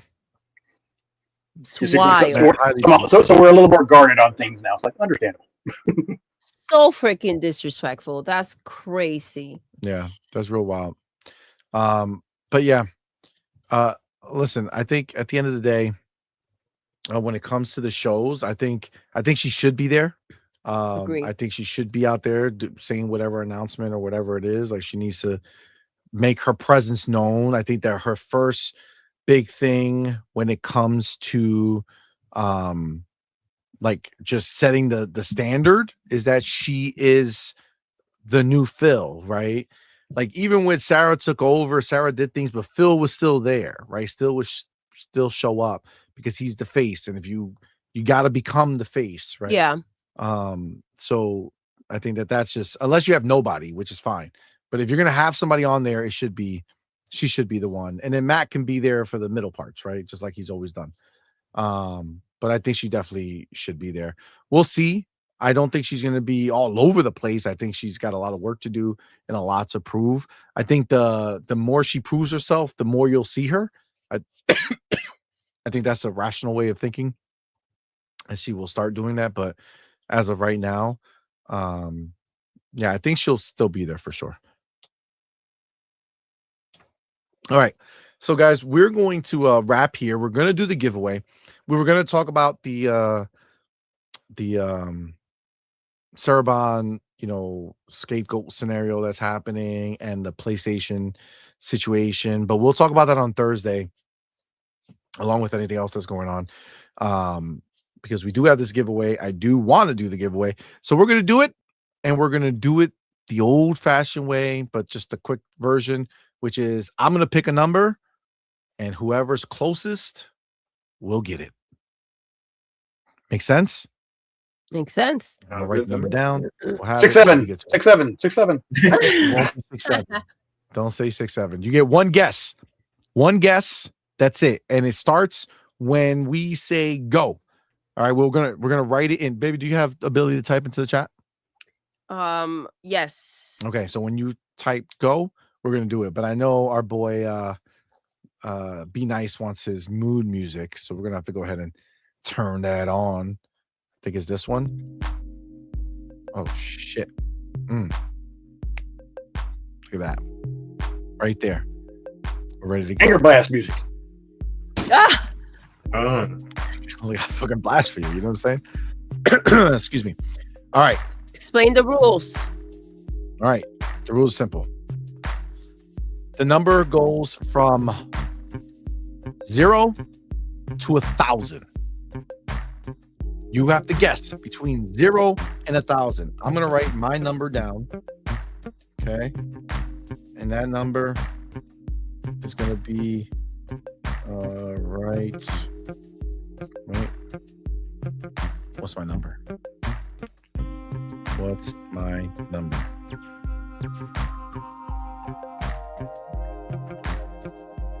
Okay, I have my number. Okay. You only get one guess, and don't put any guesses before Doodle says to start. Okay. God damn, this call is crazy.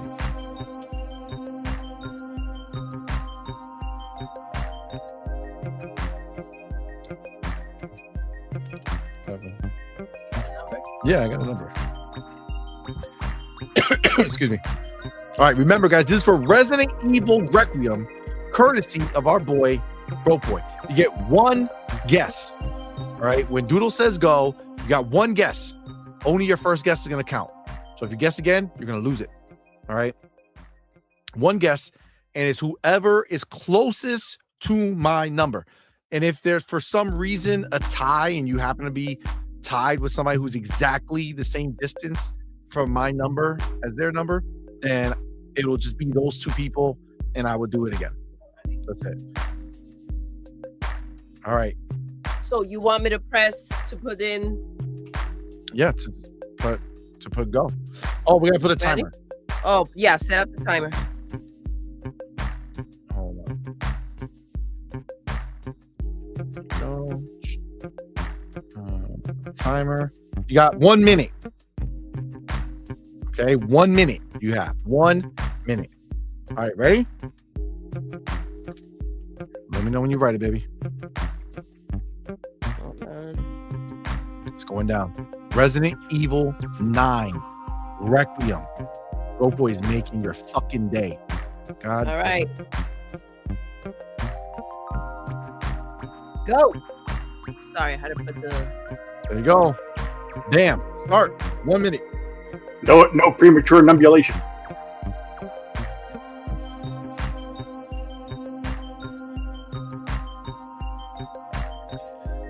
All right. See. Resident Evil 9. Remember, just one guess, bro. One guess. One guess only. Only your first guess will count. So even if you guessed it right on the second or third guess, only your first guess will count. So don't keep guessing.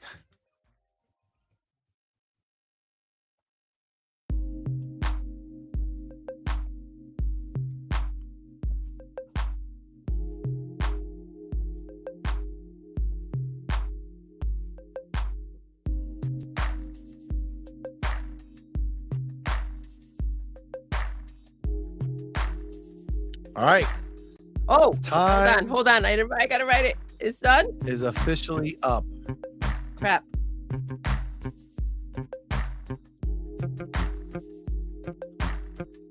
Gotta write it. Go ahead. I did. There you go. There you go. All right. I see the stop. All right.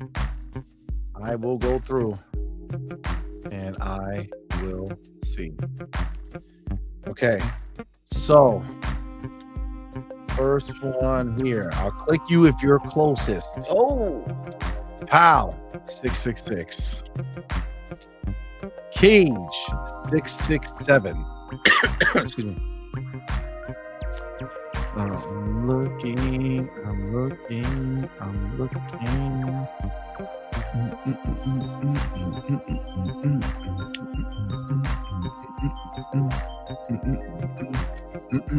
Oh shoot! Oh shit! Well, it's official. We have a winner. A referee with a whistle. The winner is officially Cage, the cunning linguist.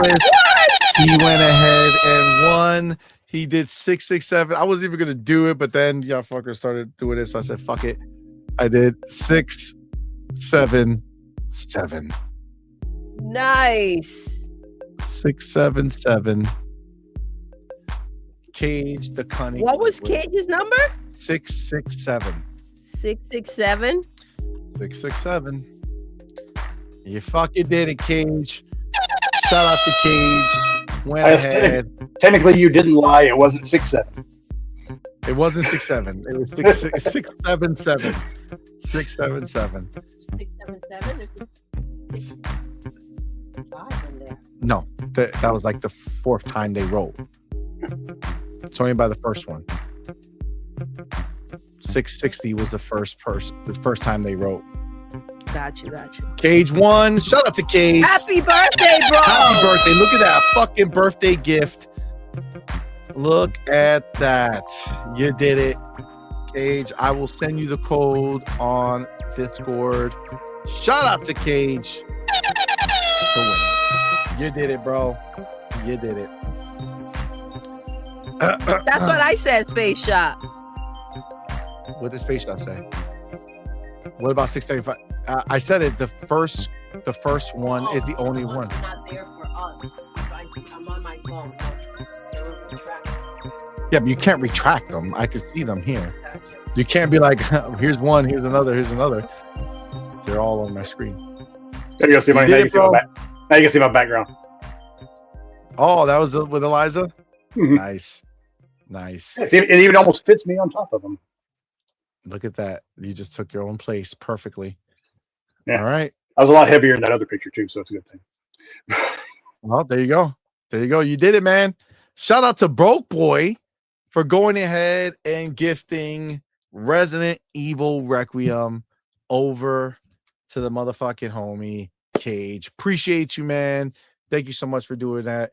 Shout out to all you peoples, all the homies who are live in the building, man. Thank you for rocking out with us.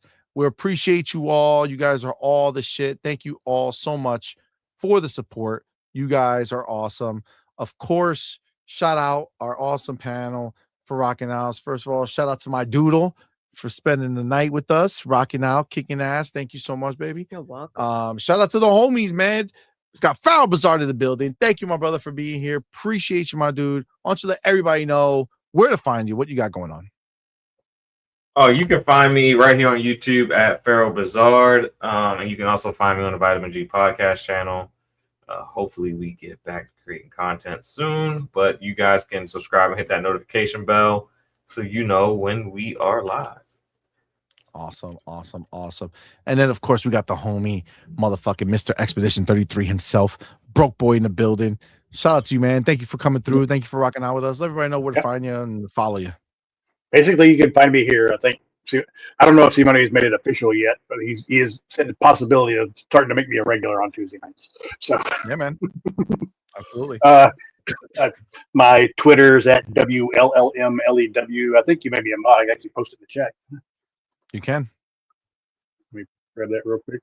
And Doodle, I also sent you my handle in the private chat too. Perfect. Awesome. All right. Well, thank you so much, guys. All right, homies. Remember, we'll be back. What? Said it failed to post. Or maybe I have to do it in the actual chat. Yeah, I think you have to do it in the actual chat. Yeah. Yeah. There you go. That Hang one. on. Yeah, I didn't put the whole link. That's probably why. There. I'm still new to this stuff. That's fine. It works. There it is. There it is. All right, awesome. Follow our boy Broke Boy there. Guys, thank y'all so much. Appreciate you. You guys are the shit. Remember, we'll be back on Thursday, 8 p.m. Eastern. We won't be doing a Friday show. So Thursday will be our podcast where we're talking about all this stuff. So we'll follow up with the Sarabon joint and the other one on Thursday. Thanks again. Appreciate y'all. And with that, we're going to go ahead and end the show. Excuse me. We're going to go ahead and end the show the way we end every single show. Doodle. Yes. We're done. We are. Until next time. You're intruding. You're intruding.